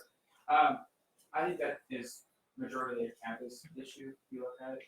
I think that we did pass it initially to be a legislative priority my freshman year, I served in that committee. But it was not something that was supposed to be solely handled there. I think when you look at how we funded a bunch of places around campus, including the Health Services Center, legislatively increasing that cap maybe for something like this. But I think it could be advocated for the university level first to ensure that we meet the demand for music. So. Question follow up. Sure. Are you aware that Texas A&M has pretty much reached their limits on the funding that we've been given, and that's why? So to say that the university issue is kind of contradictory, seeing that it would have to go through the legislation for it to then become a university issue. So would you like to comment on that? Yeah, I just mentioned that the cap exists, so that's Right. already addressed. Okay. Yeah, thank you. Okay. Senator Feldman. Senator Feldman, off-campus caucus. You said earlier about the fall break. I just wanted to know how much polling was done to the student body regarding on whether they would prefer the fall break to, a shorter, or to getting in earlier or getting out later. How much polling was done and research based on that? Sure. This was something that internally, SVP Gillette and myself both did research on. We did research in terms of meetings across campus with the president, with provost. I think the most recent, also to give you a little context, the bill itself, 9 out of the 13 SEC schools have this piece, and it's because they found it to be a viable option for their students to increase their productivity and overall success in their campuses. And the last university to do this was Stanford, and they found that same thing. They actually found a study that said that mental health around this time was a peak factor at preventing students from succeeding at Stanford specifically. And so studies have been done on this campus. We didn't poll students, but we have certainly gotten great feedback since then. And so, if you have any other response, we'd love to hear. It's something that's certainly also moving forward already. Yep. Senator Trostler.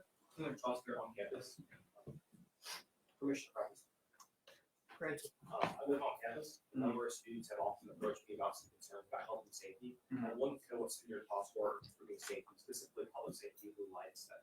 Yeah, I think Caleb mentioned it a bit in terms of West Campus, and that's where a lot of my classes are. And I think if you walk around there at night and study West Campus Library or something like that, you realize pretty quickly that it is pretty dark, you're going to say, at some places.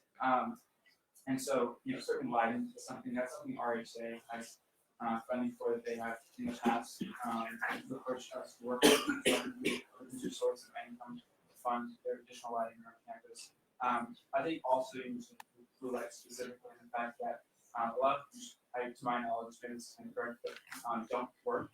And so that's an issue, right? They are there to provide safety to students, perhaps not enough to do. We need to ensure that they're working. And so, working with government administrations to at least check and see what's the actual number of people ones we have on this campus.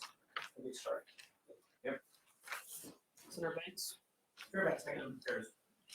So you spoke earlier about your work as the legislative person you were must be passing very large number of bills. Yes. But as far as actual tangible change on this campus, what the average student running a business on campus on a daily basis, what has changed for him? It's actually impacted. Yeah. Because you did. Good question. So I think, sadly, with Good Samaritan, that was one of the big pieces we wanted to push. It got vetoed by the governor for a second time. And so that would have certainly impacted a lot of communities on campus positively and allow them to get the help and safety they needed. But also, if you look at things that we advocated for, kind of a proxy of OER and things like that, you've seen real progress on our campus and things that, around the system are being kind of championed around the system are being kind of mimicked and mirrored. And so looking at that, I think that's something that the average student either, can see as impacting them. I've seen it in my class, because I had a class last semester that had a single thing online. It had all it was econometrics. We had every single textbook online. So we see in Mays Business School, so that my work is a proxy of the same type of work. They've made Business School and they refunded everything last semester for proxy year. So that's important work that impacts students. It started freshman year, it's still continuing, and I think it's an important issue. Sure. So what are your plans for working on other resources? Yeah. So I think if you look at how it's refunded and what that looks like, the library systems is the best part we can look at for now. But also we need to look at grants, different issues, state level, both national, because this is a free to use textbook. It's not free to produce, and the reason people produce textbooks is because it allows people to make profits. And so looking at ways to other than that and give them the money on a different manner that doesn't allow them to usually charge anything is an important thing. Senator Trostler. Senator Trostler on campus. Going back to the previous question. Okay. Sometimes mental health care and public safety sometimes go hand in hand. Yes. A student body president or simulation will help join those two groups to mental health related things students, governments involved in, and some issue communities. Yeah. So I think, to my knowledge, we have very little communication with UPD period, which is not a great thing, obviously. I know a number of people have met with UPD this past semester, and so that's a great start. Just building that relationship from the get-go for a number of reasons, but also including this initiative.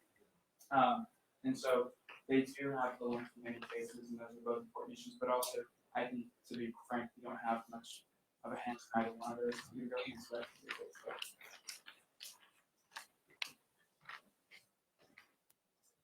Seeing no additional questions. Thank you, Mr. Bennett. Thank you, guys.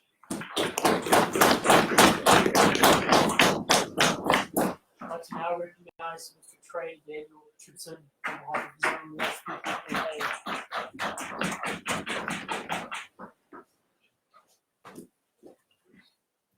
Howdy, Senate. Howdy. Howdy. All right, so I'm a very to the point person, so I will keep this brief. My name is Trey Daniel Richardson. Most people know me as TDR, so feel free, whatever you're comfortable with. I'm a junior agricultural economics major. I'm Madison class member of the Fighting Texas Ag class of 2021. And I am honored to speak here before you tonight as legislative body of Texas A&M students, for the students. So I served in these as a student at Texas A&M in multiple capacities, whether that is serving on muster committee, being a fish camp counselor for 2 years, or in my current role as junior class president. And through that, I've learned a lot of leadership skills, and I've learned to communicate with the student body, but also the faculty and the staff here at Texas A&M. And that is one of the reasons why I decided to run a campaign for student body president. So I have 4 pillars to my platform: as transportation, health, communication, and campus enrichment. So for health, I want to create a very apparent and well-advertised dining or a very well-advertised meal at every single dining location on campus.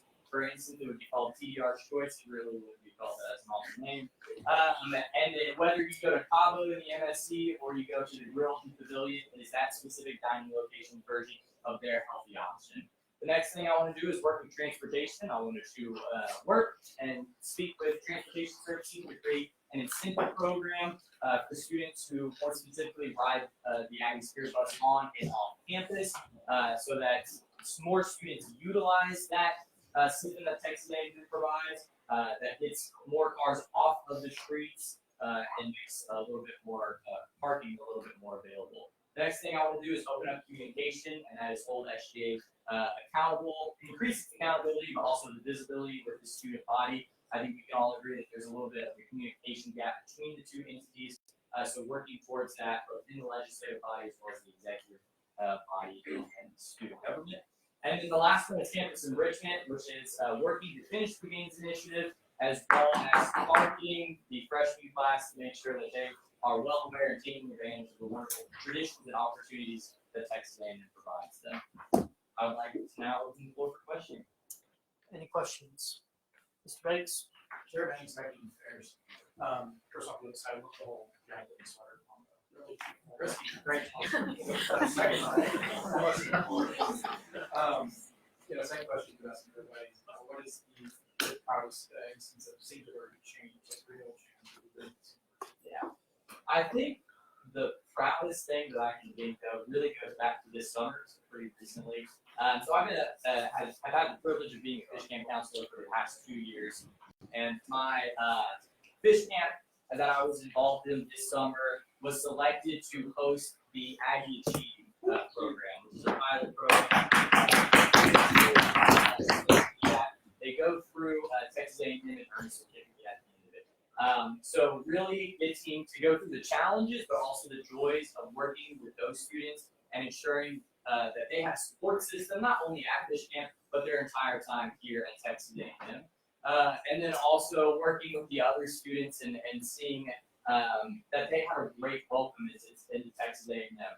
I think one of my most powerful moments at Texas A&M is when we had what's commonly referred to as a special night. So for those of you who don't know, every night we have a guest speaker come in and speak to the freshmen. And on the last night, it's a surprise because ultimately they realize that they are the speakers themselves. So at first it was about 10 minutes of awkward silence, and then they started to get encouraged to talk. And I'll never forget that Courtney, who's one of the teammates, stood up and she said, "My dad was a red-ass Aggie. I remember growing up going to football games, and I knew I was always a little bit different, but I knew deep down in my heart I was going to go to Texas A&M. I didn't know how, I didn't know how it was going to happen, and then I was listening to the radio. My mom told me that she heard about this program, and I knew that this was my opportunity to become an Aggie." So to me, that is my most powerful experience I've had at Texas A&M. And although I don't, I wasn't in charge of bringing the program to Texas A&M, just getting the privilege of helping welcoming them into Texas A&M, and then also serving as that support system throughout this year. It's definitely up to you. Commissioner Paul. Chair Kiev. Senator Morgan. Senator Morgan, College of Education. What is your favorite tradition here on campus? Yeah, I think I'm gonna go for the broken record answer. It's gonna have to be mustard. I think there's a really power. It really shows the power of the Aggie family when you're standing there, and that oftentimes people, whether they want to admit it or not, are really afraid of being forgotten. And I think Aggie mustard really helps put that at ease. No matter who you are, you know, where you're at, your name is going to be called on a roll call somewhere at a Texas Aggie muster.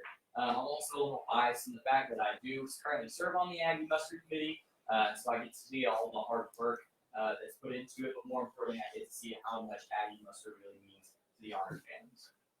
Thank you very much. Senator Banks. Sure, that's first off, everyone really is about fishing for no doubt. We're going to involve that. So, Peter, come up here. I can't let you get off this presentation easy. So, is it true that you were actually once denied confirmation for a position by the Student Senate? I was the first time. I was denied. So for those of you who don't know, I served in Amy Sharp's Amy Sharp's executive cabinet as her vice president of the university committee. I will say that the first time I was put up, I had no prior SGA experience, and Senate did not particularly like that at that point in time. I will say though, as a little hit back, I guess, that night they didn't meet quorum either.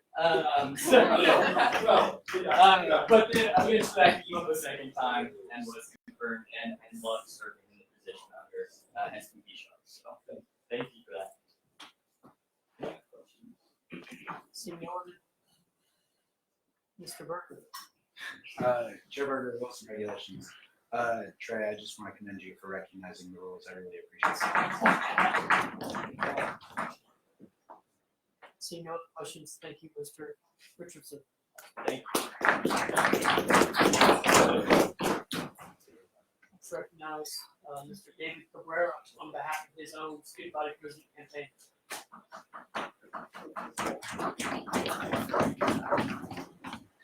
Thank you, everybody.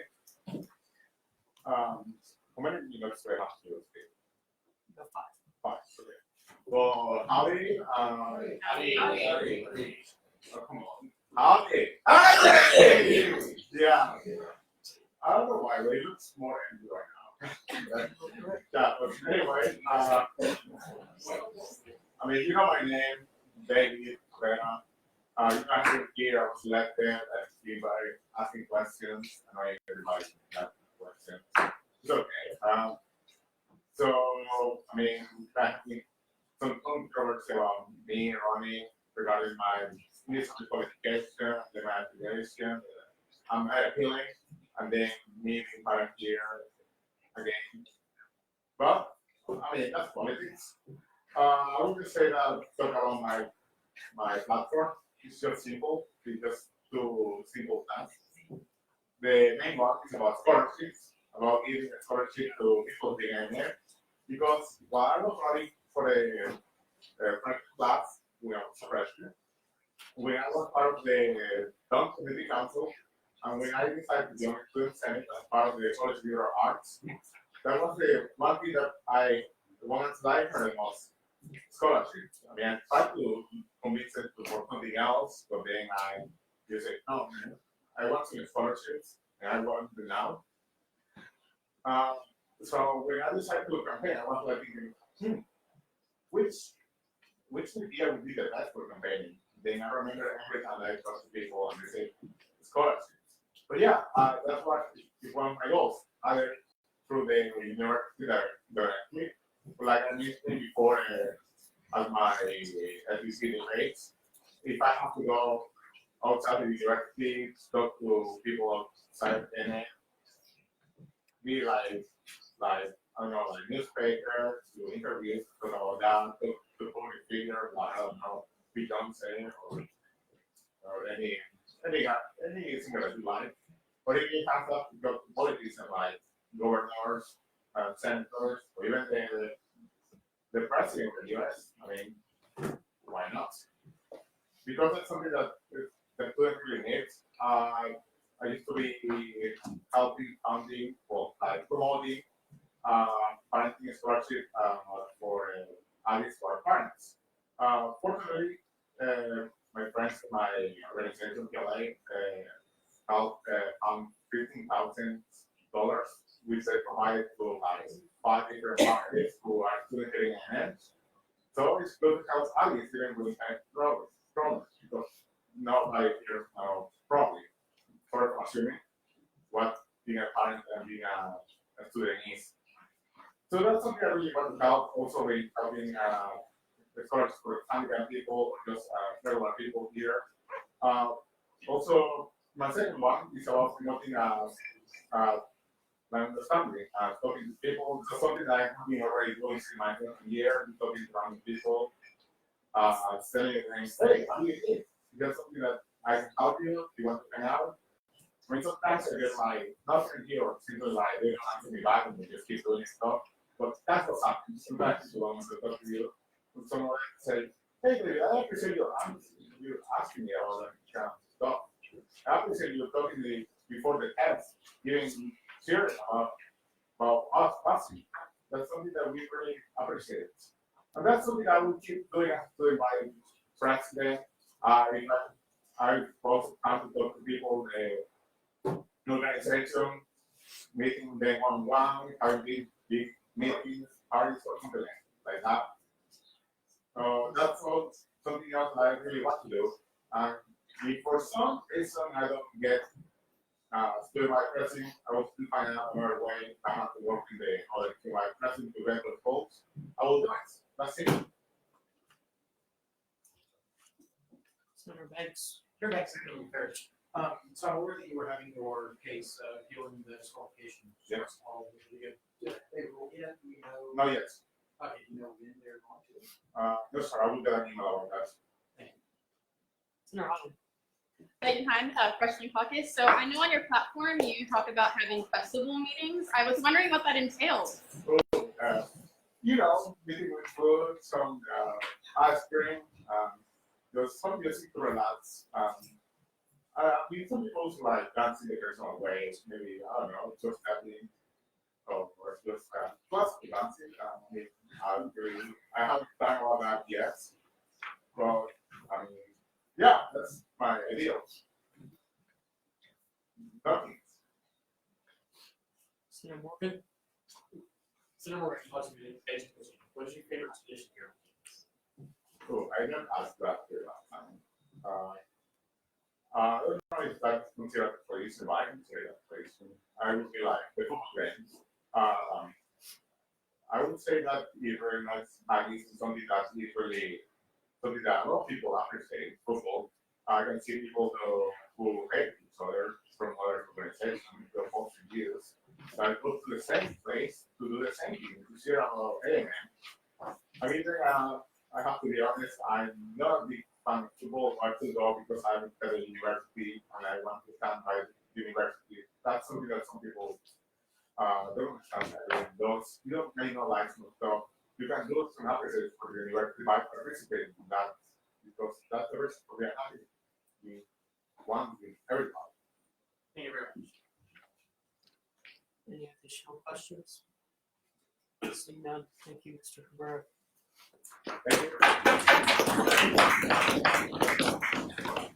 Let's now recognize Ms. Hine.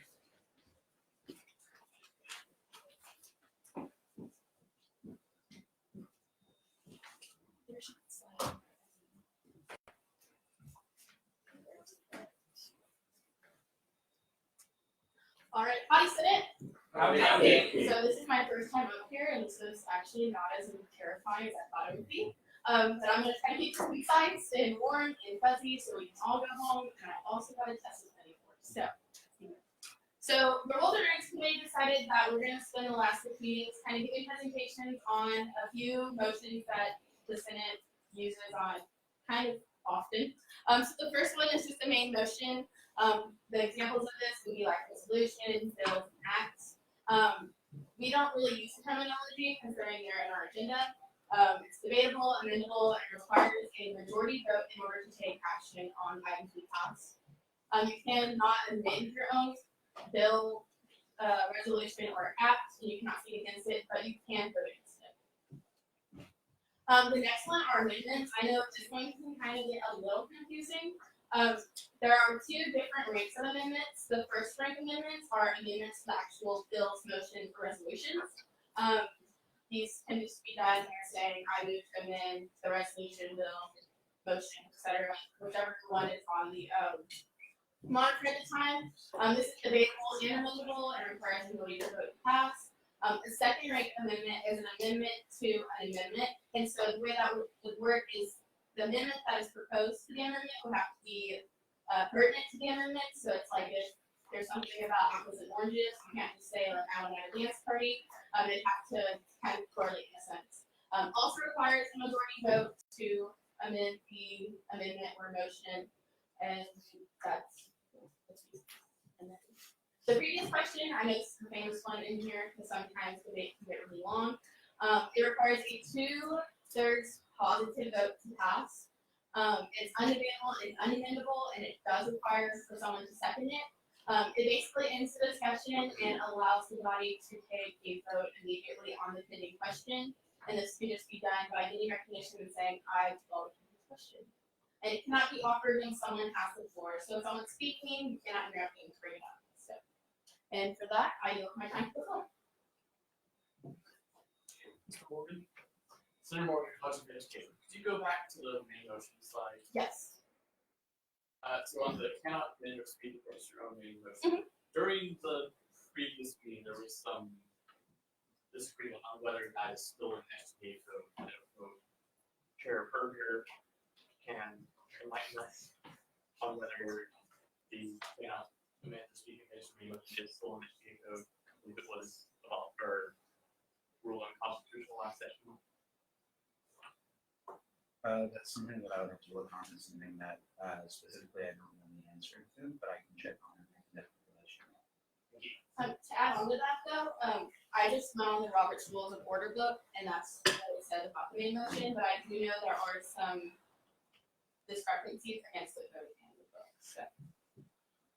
Thank you very much. Any other questions? Seeing none, thank you. All right, thank y'all. Mr. Martin? Point of information, Senator Martin, off campus.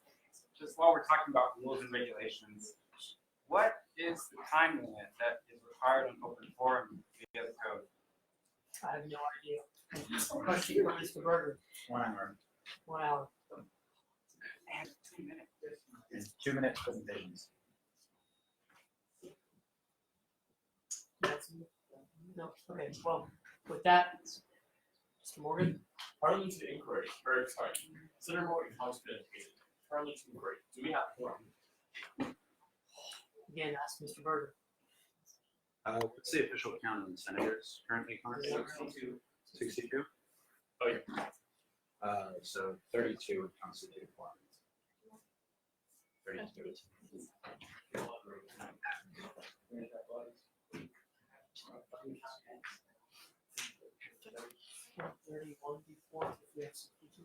It has to be more than a majority. Yeah, we get 32. It's the majority. It's 50% plus How 1. many do you have now? 30. 30 or 1. Yeah.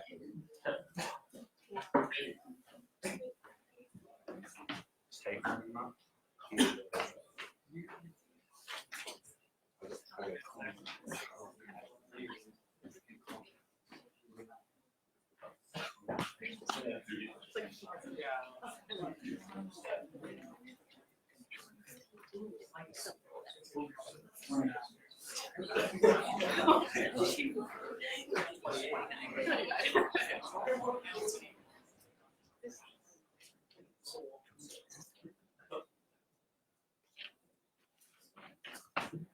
Sam Jeffers, Engineering Caucus. I move to adjourn. Multiple seconds. I don't know the answer to that. I'd like to move the rights guy in here. So, I'm gonna, so technically he can, but I advise against it. Seeing yays? Any yays? Take a vote. No. No. Division. Okay. All in favor, say aye. Or stand up. Hold your right. I move for a roll call vote. Okay. I just vote on that roll call. Yes. Now that it's called for how to do it. So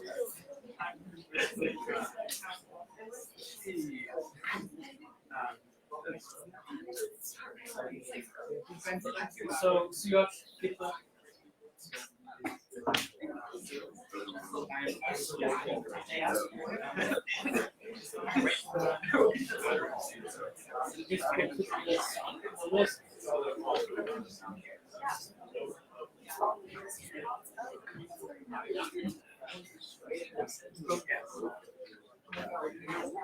Point of information, Senator Martin, was I not out of order because I didn't use my name and copies?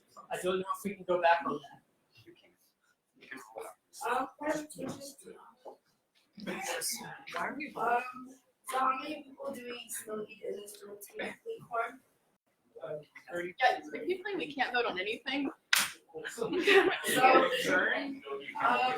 we, I caution the body against making any of the frivolous motions, please. There's guys, can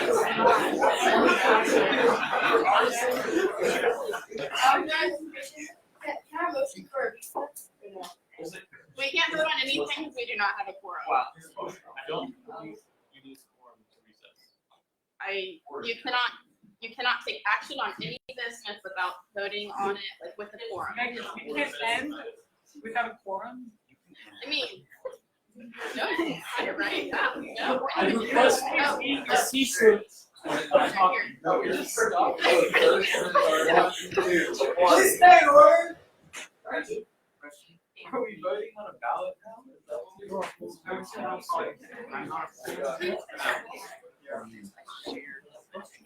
Okay. We now have our rules of rights guy back, so if you'd like to bring your questions in front of him. No questions? Senator Ramirez, stay there.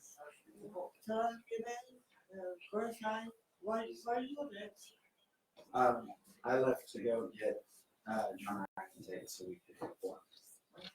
Yes. From my understanding of the rules, we have to proceed with the roll call. So.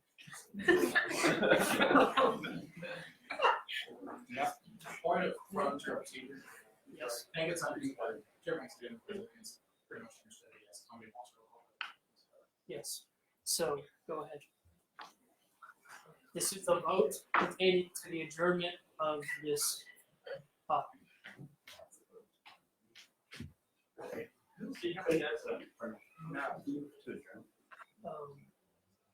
Jeffries. Sam,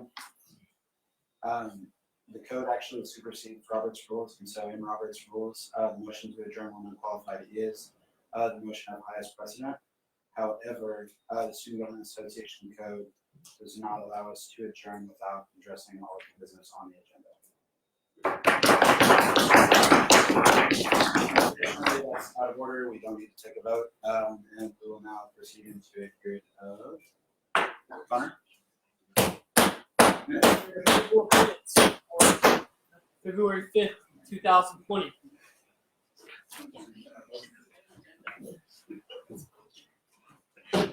You respect that. All right. Now move into a period of the approval of the minutes of 2/5/2020. All in favor, please say aye. Aye. Opposed? That passes. Now move into a period of old business, starting with SB 7210, the Process Field Vacancies Act. If the bill offers response, please come down to the floor.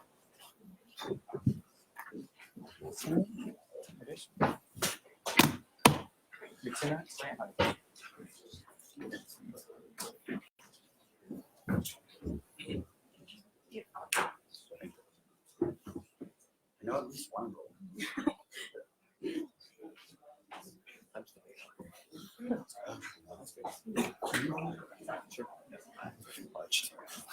All the sour.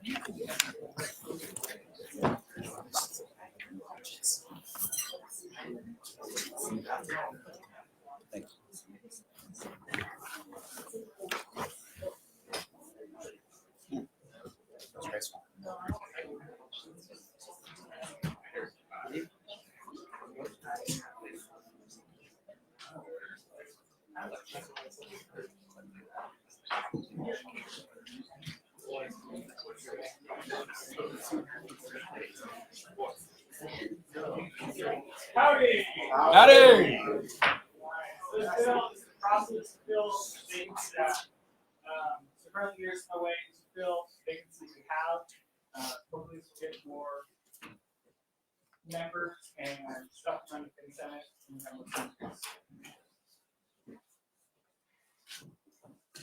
All right, the process to fill vacancy act is an act to create a process to fill vacant student senate seats.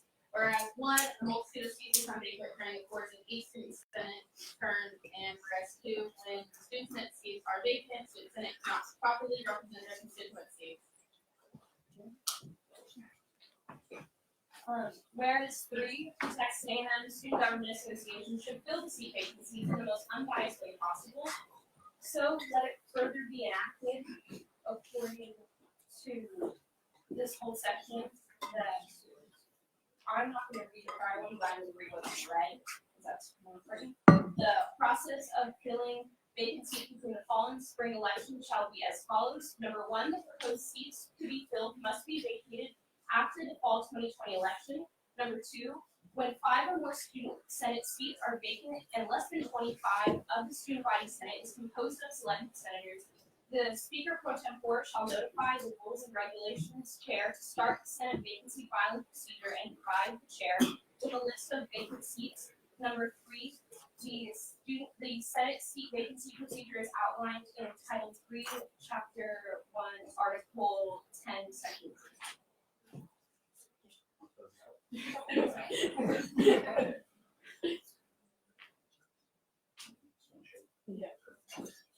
So that the Senate vacancy procedures, A, the Commission's monthly election shall refer to the student body election that takes place during the fall semester beginning session.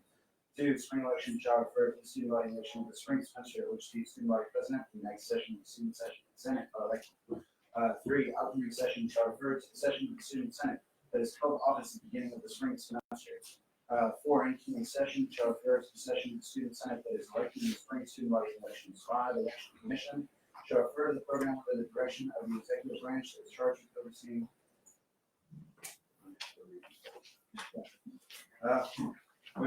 student body elections. 6, election regulations shall refer to any statute entered into the student government association code that impact or govern the student body elections.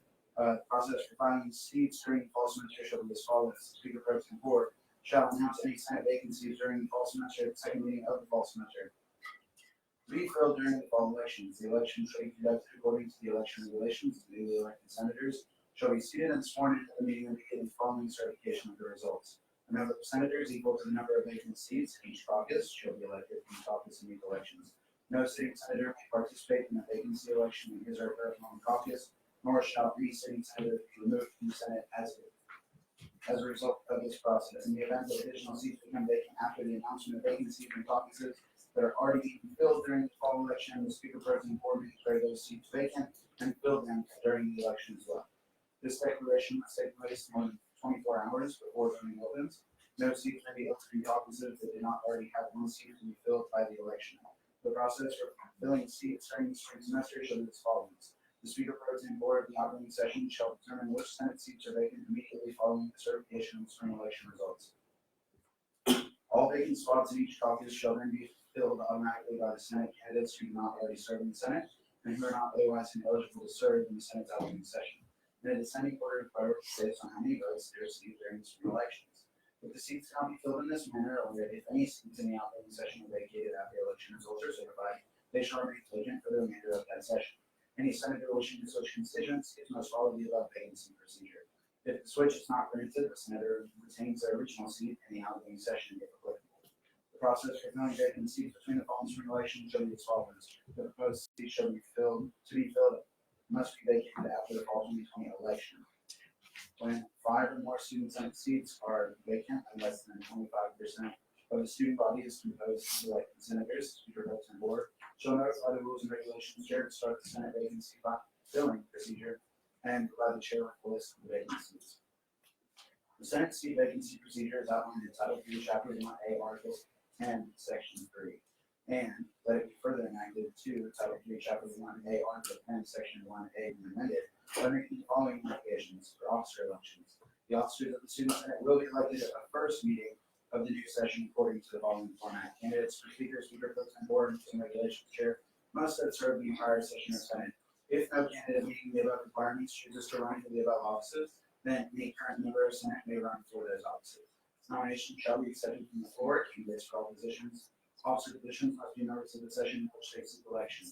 Each candidate will have 10 minutes to speak, and each speaking period will be followed by a 5-minute question and answer session. Each candidate is allowed one character speaker on their behalf and may speak for a maximum of 5 additional minutes. If only one person is nominated for an office, they will have 5 minutes to speak, and they may allot any of that time to one character speaker. A period of debate can be requested by any member of the Senate immediately before voting. A ballot vote will be used if at least one senator requests it. A candidate must receive a majority of the votes to be elected. If in the first vote no candidate receives a majority of the vote, the runoff shall occur between the two candidates with the most votes. If a tie occurs for either of the runoff positions, the vote must be recast to break that tie before the runoff can take place. The candidates in the runoff do not get any more time to speak, but may be restarted. If a position is not filled, another election following this format will take place at the next regularly scheduled Senate meeting. A motion to adjourn will be out of order in the meeting until the Speaker, Speaker Pro Tem Board, and Rules and Regulations Chair are elected. No candidate may be a selected senator. And so it reads officer elections. The officers of the Student Senate will be elected at the first meeting of the new session according to the following format. Candidates for Speaker, Speaker Pro Tem Board, and Rules and Regulations Chair must have served in the prior session of Senate. If no candidate meeting the above requirements chooses to run for the above offices, then any current member of the Senate may run for those offices. Nomination shall be accepted from the floor. Candidates for all other positions must be members of the session in which they is election. Each candidate will have 10 minutes to speak, and each speaking period will be followed by a 5-minute question and answer session. Each candidate is allowed one character speaker on their behalf, and they speak for a maximum of 5 additional minutes.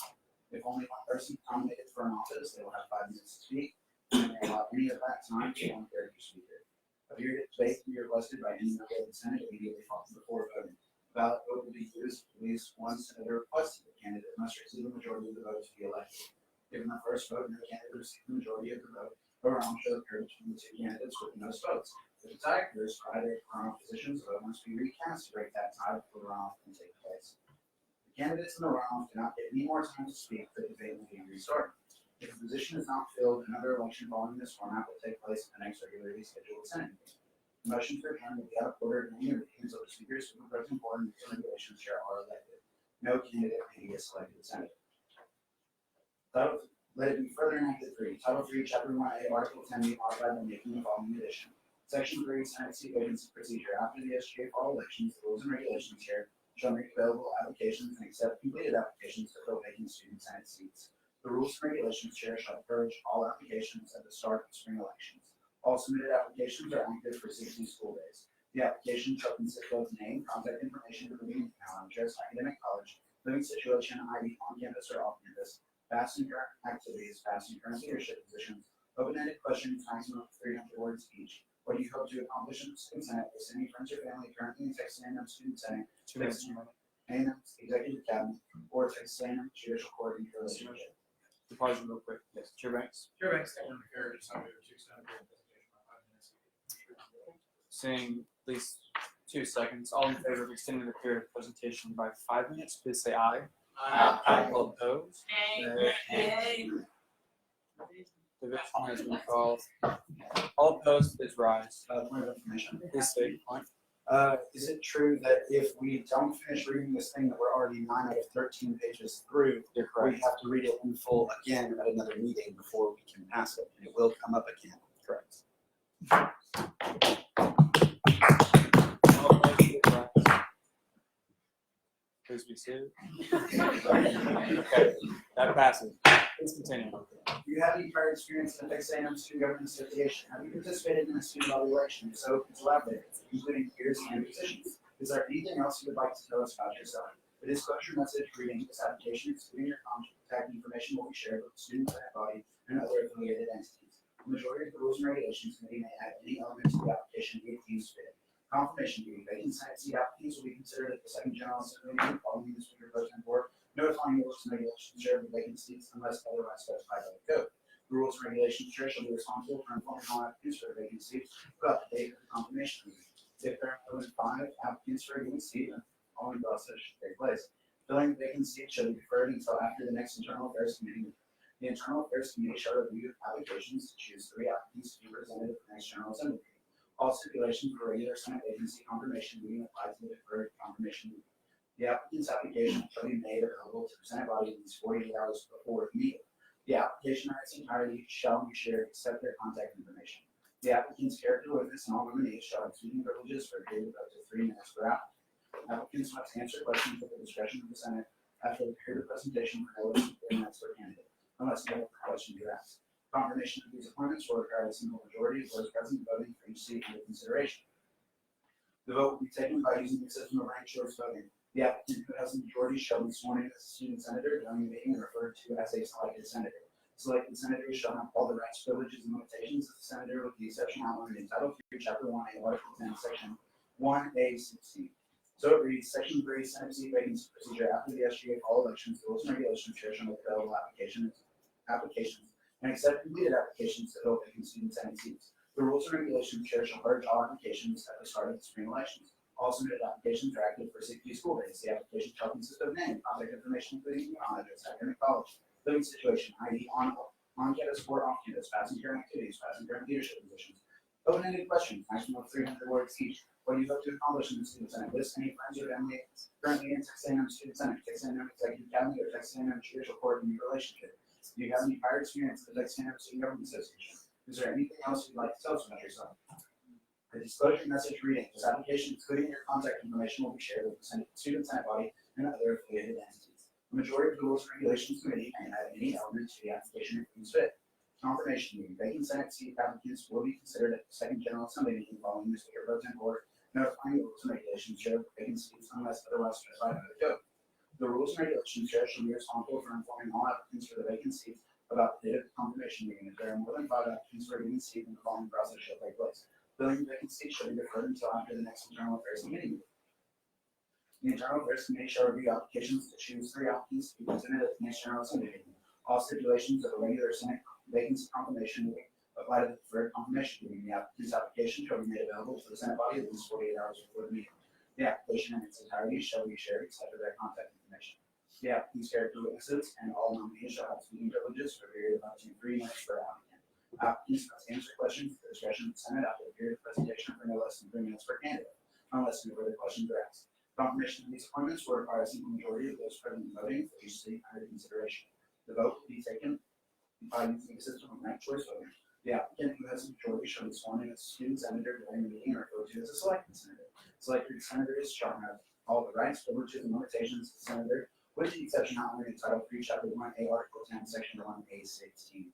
Let it be further enacted for. A copy of this bill will be sent to Evan Burke, the Rules and Regulations Chair, College of Agricultural Sciences Caucus. Final, Speaker Pro Tem Board, Off-Campus Residencies Caucus. Mikey Gillette, Student Body President, Jacob Schaefer, Election Commissioner. Thanks, and Jacob.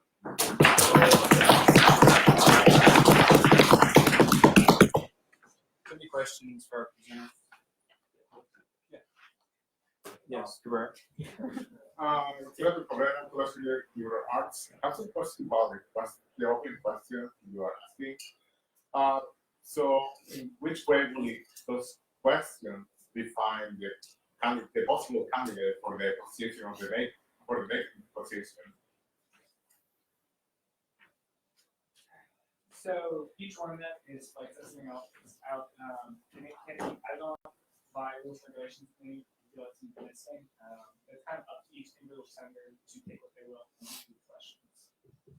First, Go ahead. Do you think that this question will be fair for all, or do you think that it will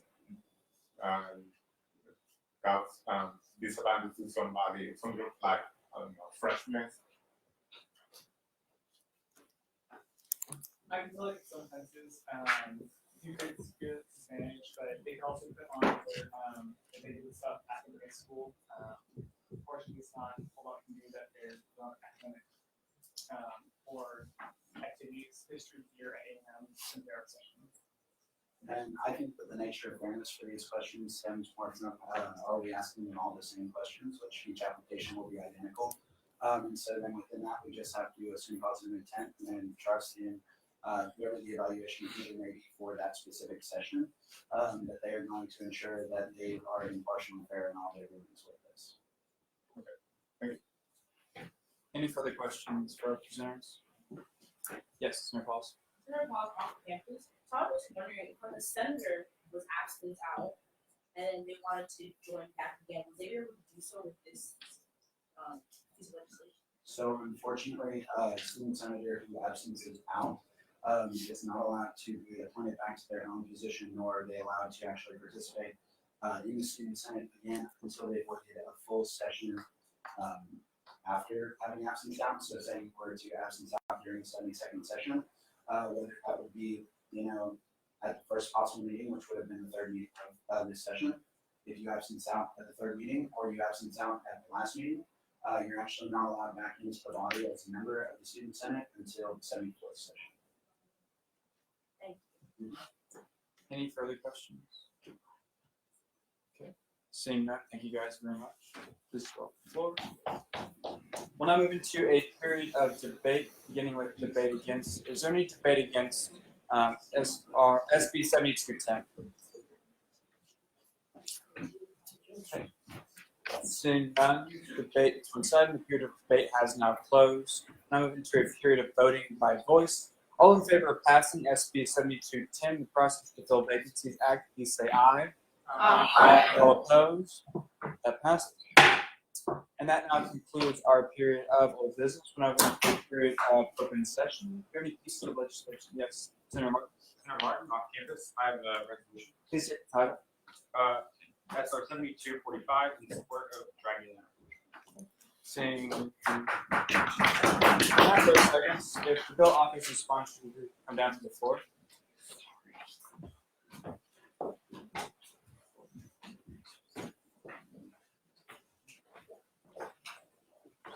For 10 minutes, during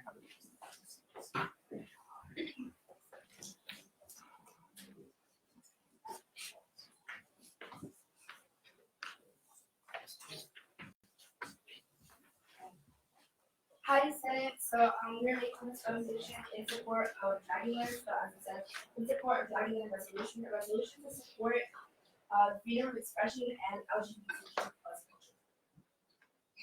Okay, so whereas Tennessee Town Hall in collaboration with the Texas A&M LGBTQ plus Pride Unit is hosting Dragon in 2020 on February 19th. And whereas to this is the first on-campus drag show in the history of the university, and Tickets for the event are already fully sold out, and many Aggies are excited to see an event that expands diversity and inclusion of different cultures and the LGBTQ plus orientation ambassadors. And whereas for Dragon is fully funded by ticket sales for the event, and whereas fine. President Arnold came down and addressed the backlash towards the event, stating that our academic community is enriched and strengthened by those who bring new perspectives, new ideas, and new innovations to the heart of our campus, and therefore let it be resolved in one. The 72nd session of the Student Senate recognizes Dragonland as an event that commemorates and celebrates LGBTQ plus culture on our campus, and let it be further resolved too. The Student Senate stands against discrimination and hate of all kinds, including homophobic and transphobic rhetoric, and therefore let it be resolved three that the Student Senate recognizes that Dragonland is in alignment with the Texas A&M University's core values and rejects calls for its cancellation, and Let it be further resolved for that the Texas A&M Student Senate respects students' First Amendment right to the freedom of expression as long as it does not harm the students of the university. And the Student Senate welcomes the world famous drag queen Monique Park to Aggieland, and let it further be resolved. A copy of this resolution be sent to Michael Kim and then the university. Dr. Ruben R. Reeds Coleman, Associate Professor of Diversity, Monique Hart, the LGBTQ Pride Center, MSC Town Hall, and WA Ag Family Side. Thank you. now move into a period of question and answer. Do you see any questions for these presenters? Yes, Senator Wood. Senator Wood, Aldridge, can't find it exactly, but it said that it's completely funded by the ticket sales, but I've heard a lot about the university funding. So Yeah, I'm sure you've heard a lot about the university funding it. We haven't found anything that says the university is funding this event. I mean, everyone's paying ticket sales to go to it. I'm not sure where the rumor started that the university was funding any part of it, but to the best of our knowledge, it's not being funded at all by the university. You can finish answering if you'd like first. Yeah.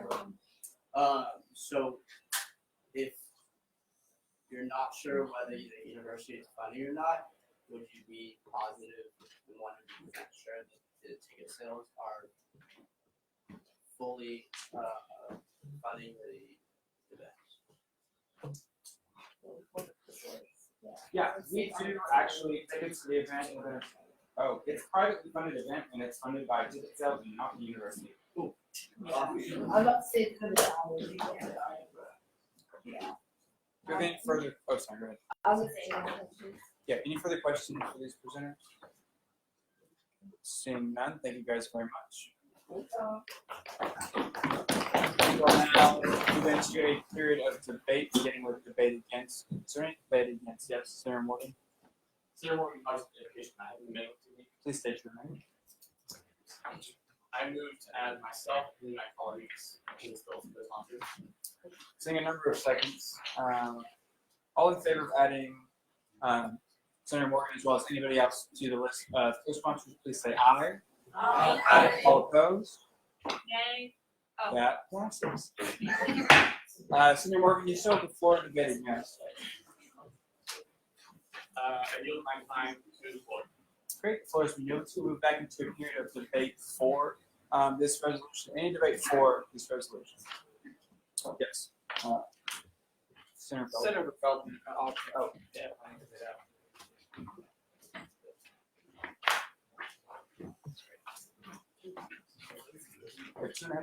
Howdy.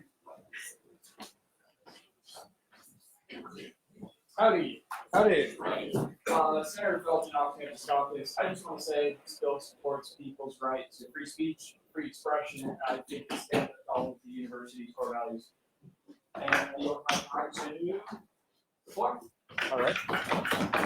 Before we move to, we'll move back into a period of debate against this resolution. Do you have any debate against? Yes. Senator Cabrera. Senator Cabrera, Consigliere Art. Please come to the floor.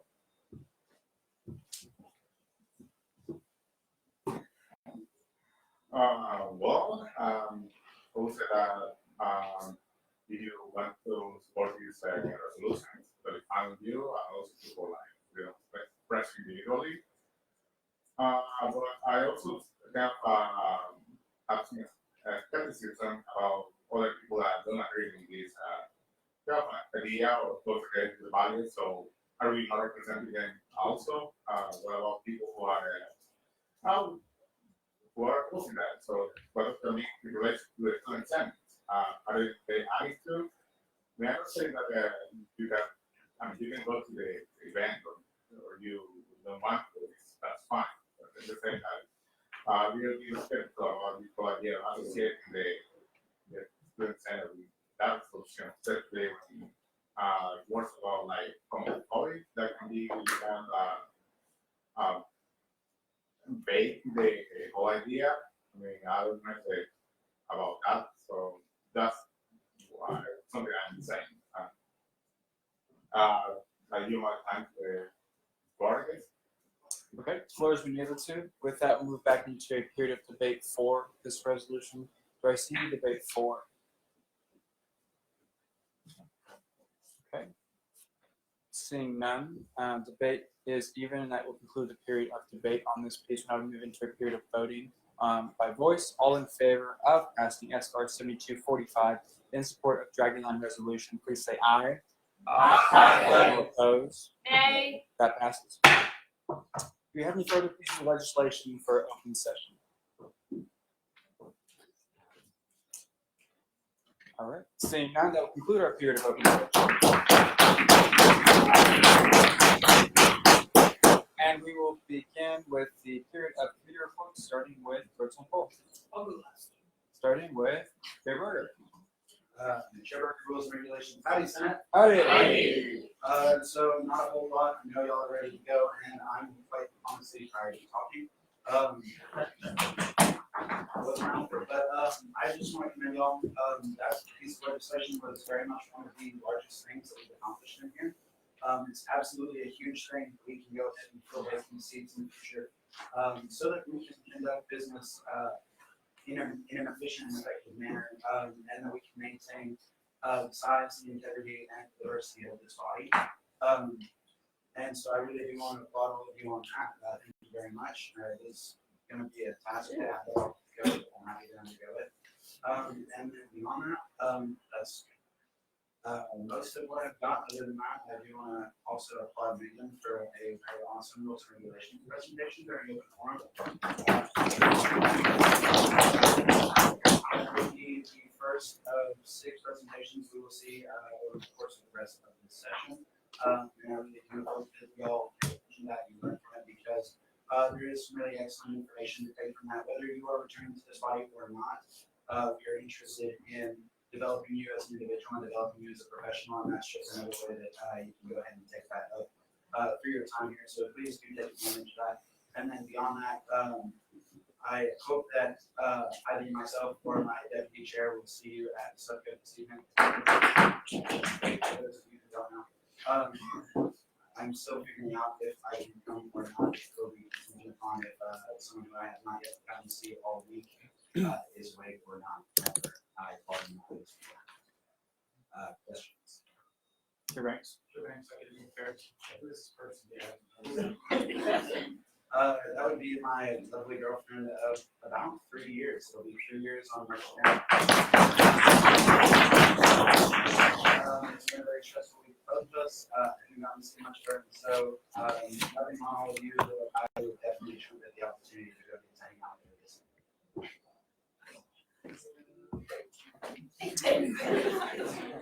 Any further questions for Chair? Seeing none, thank you very much. Chair Rodriguez. Nothing from the committee. You were supposed to go celebrate the ICW resolution last week at the chicken, but we had to postpone that. So committee look out for that summer actually goes to chicken. It's nice. It's nice. I think nothing else from the committee. I think from John Ryan. Police for the last couple of days, especially campaign season. A lot of people have done a great job this far to respectful of each other to make sure we uphold that value. And keep the college agriculture on your mind. We just lost a student recently about a week ago. We'll be honoring him because of solar caps used for the work with the department. With that, I yield my time to questions. Any questions for Chair Rodriguez? Awesome. Thank you. Chair. Director of operations, how does that? Howdy. So one thing on the operations side, we're going to be doing a work day on this Friday. So I'm going to extend the open invites to anybody in the Senate. If they want to help with some operational stuff, some housekeeping, Senate office, more than welcome to come. It'll be at 3 o'clock. Feel free to text me if you want to be part of that. We're looking for SR 72-37. It's the Human Trafficking Prevention Month, so if you are part of that, can you just email a copy of that to me? It wasn't in the open session order, and then you can find the email, so it's just lost in there.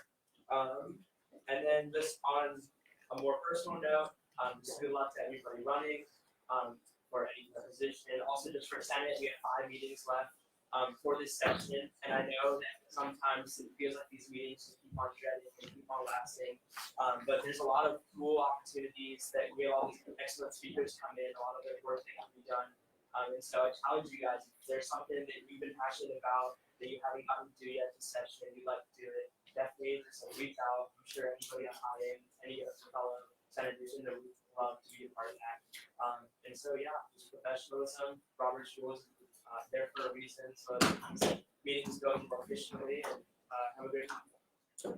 Any questions for Director Gupta? Oh, I have one more thing. Go ahead. Okay, so we're implementing this new idea that Senator Jeffers actually brought to me, and we have these binder clips, but it's over there. So we're gonna try this. At the end of the meeting, when you pass your placards to the end of the row, we're gonna say pass them always this way, and if you're on a horizontal row, pass them towards the front. And the person that's at the end, we're gonna pass the binder clips out and just find your clip that stab. That way, they don't end up shuffling into the box. It'll be way easier to get your placards if we get them first. Any questions about that? Senator Morgan had a question. Senator Morgan, two people are there for David. We're gonna do that this Friday at 3 o'clock in the Senate House. Senator Wood. Speaking of placards, if I can find one. You go to the Pro-Tem Banks, or Pro-Tem Hall. Pro-Tem Hall, and we'll get that. Cheers, bro. Cheers, is it too late in the session in the conversation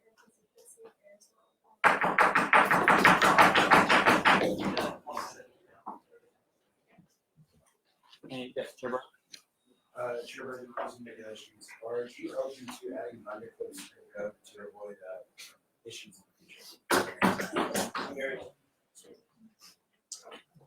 Any further questions for Director Goodman?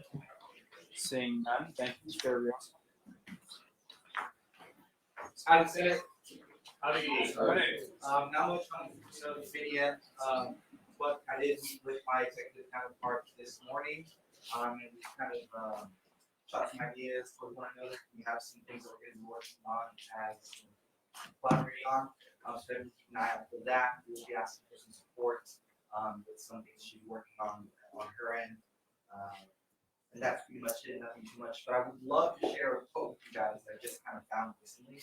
And I'm going to start doing this at each meeting. So I will have gratitude in the little things, even while I wait for big things to fall in place. So I don't know if that's going to have you guys today, but I'm always here. Thank you. Questions? Any questions for Chair Rios? Okay. Seeing none, Chair Banks. Chair Banks, again, fair howdy, everybody. So the big wish for AA right now is that I had a meeting with the library regarding the open access resources. So that's looking like it's going to be a really big thing this year. I'm really excited about something that really builds on the program this year. If you're interested in serving on the committee that will actually select the recipients of that, please reach out and let me know. Like I said, the actual libraries will be here. I'm meeting with the provost a week from today. I'm bringing Senator Jefferson, Senator Nassas with me. You're told to stick around after the meeting so I can talk to you about that. We're going to be talking about some things about that program I mentioned. We're going to be talking about early registration for resident advisors. We're going to be talking about the accountability portal that myself and Jeffrey are working on. A lot of different issues. If there's anything you'd like to talk about the provost, please let me know. As not as a member of the committee, because first you wrote the bill for the core values award. That program going really great. We are looking to hopefully get more current students in here. Hopefully looking to get more current students as nominees. Because while we do really enjoy having these things, the faculty and students done, they really kind of want to learn things that current Aggies are doing that makes campus a more better place. If you know anybody who's ready to go to school, really wants to coming up is selfless service, and I'm sure you can find some selfless service. I'm sure somebody knows somebody, right? That's all I got. Okay. Any questions for Chair Banks?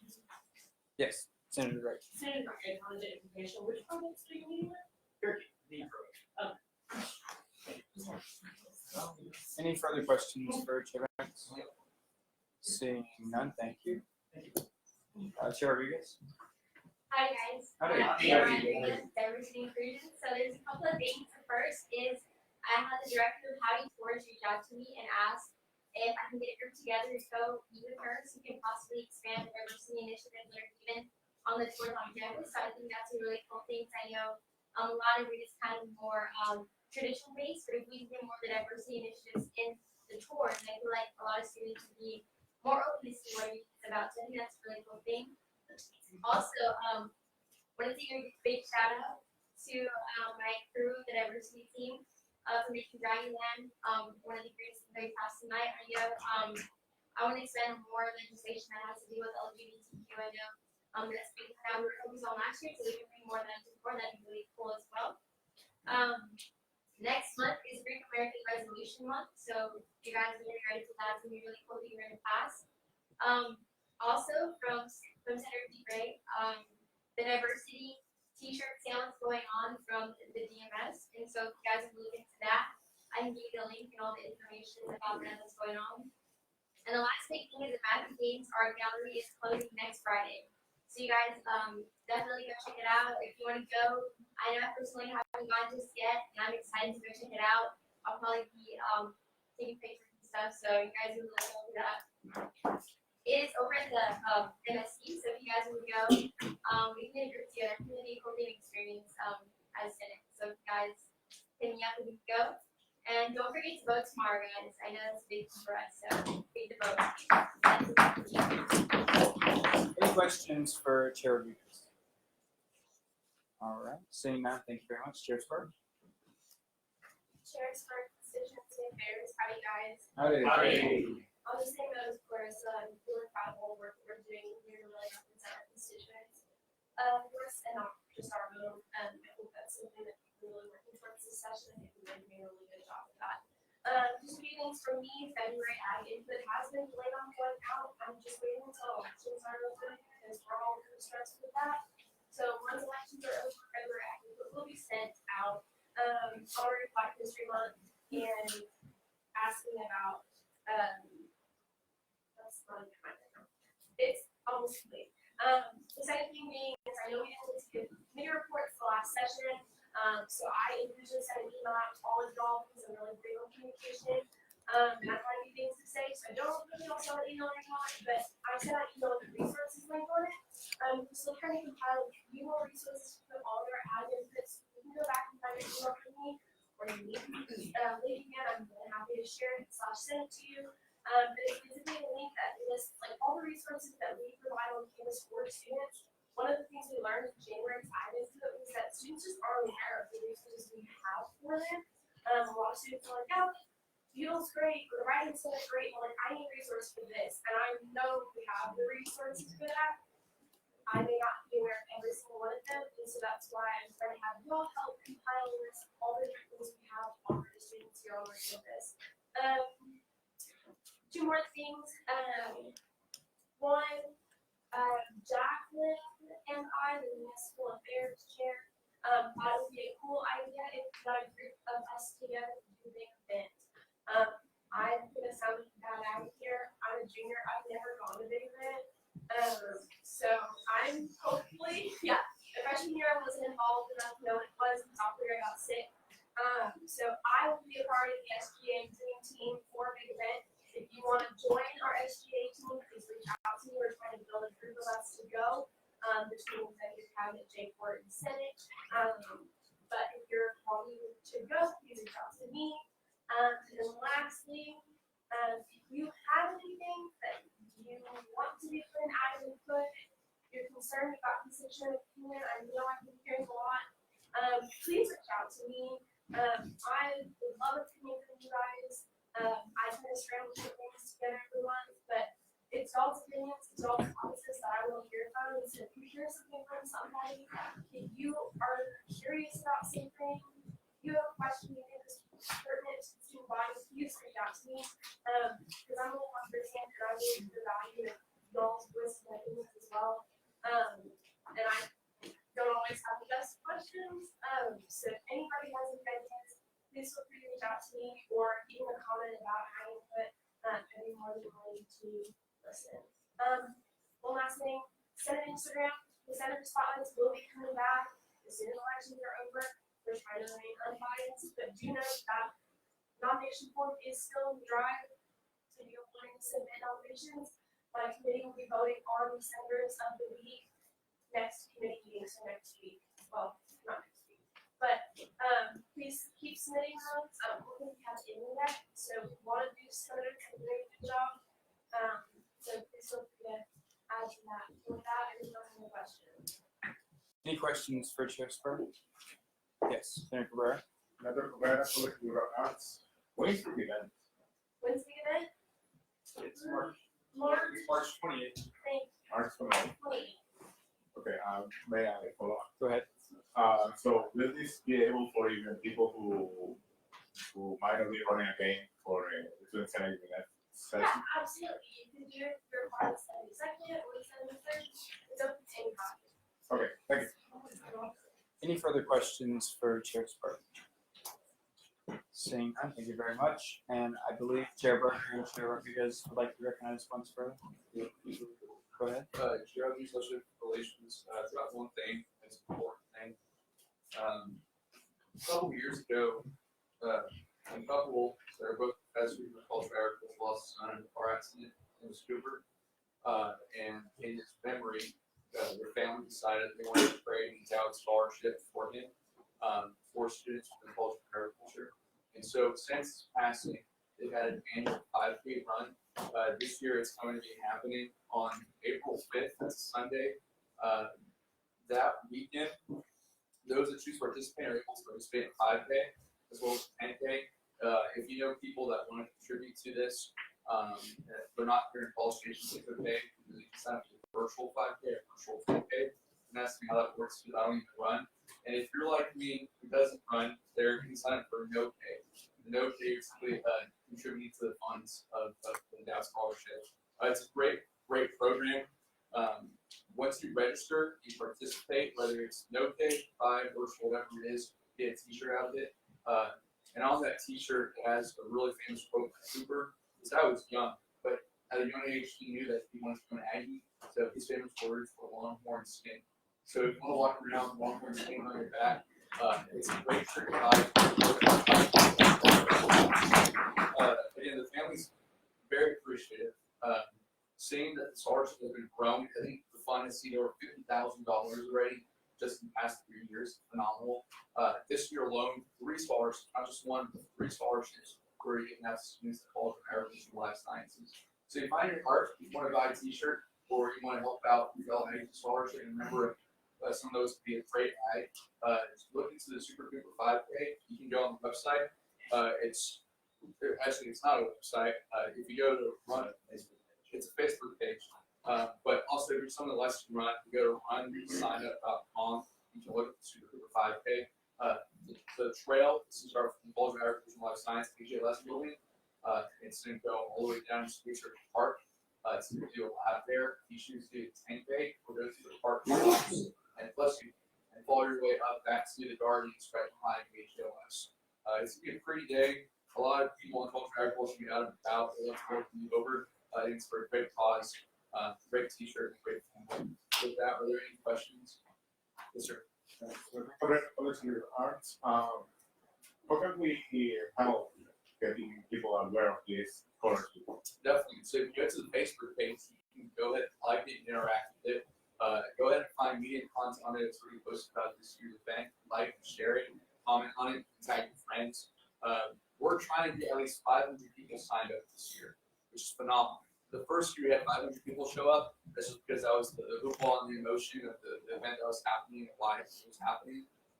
This past year, second year, there was kind of a drop in attendance. So this year, trying to shoot with 500.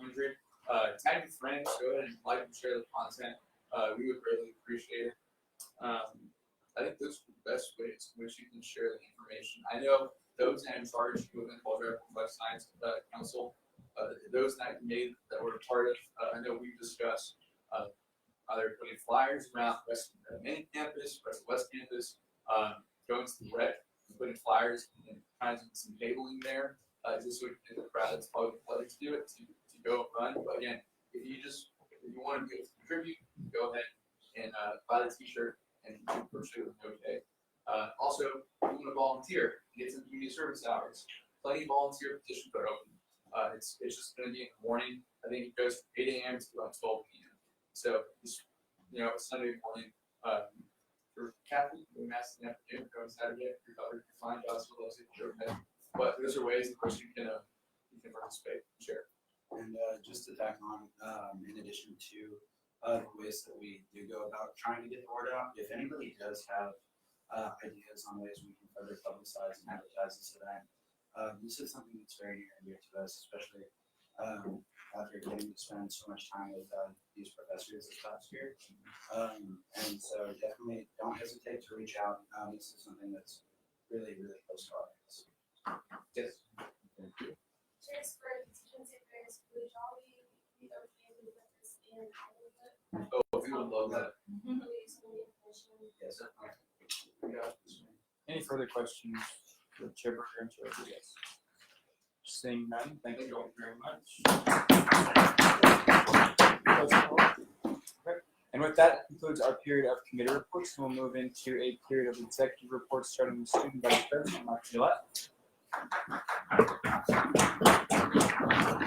All right, well, howdy, Senate. Howdy. I'll be short and sweet, just got a couple of things for you.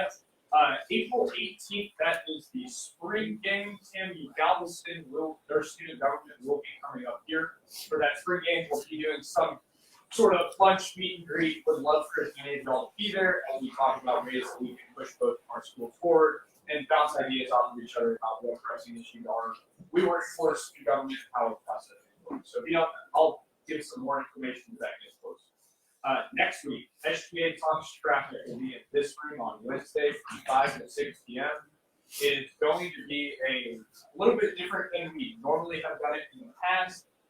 Next Thursday, City Council of College Station will be voting on a hands-free ordinance. The hands-free ordinance will eliminate will eliminate the ability for you to text and drive or call on the phone and drive. You'll be able to at a stoplight use your phone, but cannot while your vehicle is in motion. With that being said, we'd love all of you to be, as many of you to be there as possible to talk about that. I personally think it's a great idea, but we'd love more people there to give the real voice of the student body. I'm now serving on a committee with the Brazos Valley Economic Development Corporation. They are looking at ways to retain students here post-graduation. So if any of you have any unique ideas on how we can retain more Texas A&M talent in the BCS area, I'm all ears and would love to hear and report that upward. The SGA golf tournament information and sign up should be coming out on next Senate meeting for sure. Kale Studia has been doing great work on that, so looking forward to that. And last but not least, next Senate meeting should have all info regarding the SGA banquet in terms of date, things like that. Other than that, sign up for the big event on March 1st. That be sign up close on March 1st. March 28th is the actual big event.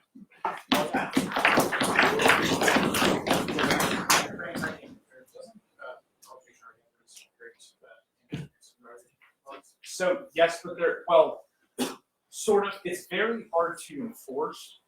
They technically have no texting and driving law, but it's almost impossible to enforce.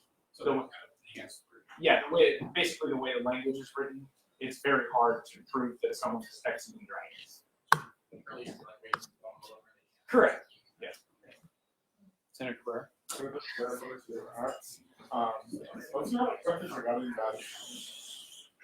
that phone-free idea? Because I don't know, colleagues regarding using the phone as a VPA. Do you know any info about this? Using the phone for what? As a GPS. You just cannot have your phones in your hand while driving. Where that phone is in your console, that is okay. Okay, yeah. But yes, you can use your phone as GPS. You just can't be typing it in while you're driving. Great, thank you. Any further questions for SVP Gillette? Seeing none, thank you very much. Thank you guys. Have a good night. Seeing that Chief Justice Chopra is preoccupied, we move into final executive report. Howdy, Sam. Howdy. I'll make it short and sweet. I stand by, like I said at the beginning, I look forward to getting back to the regular order of this meeting as well as the rest of the session. Just know that we're expecting to one of you, and I look forward to seeing you next week. I wish you guys luck in this upcoming election. No questions. Seeing none, thank you. You guys.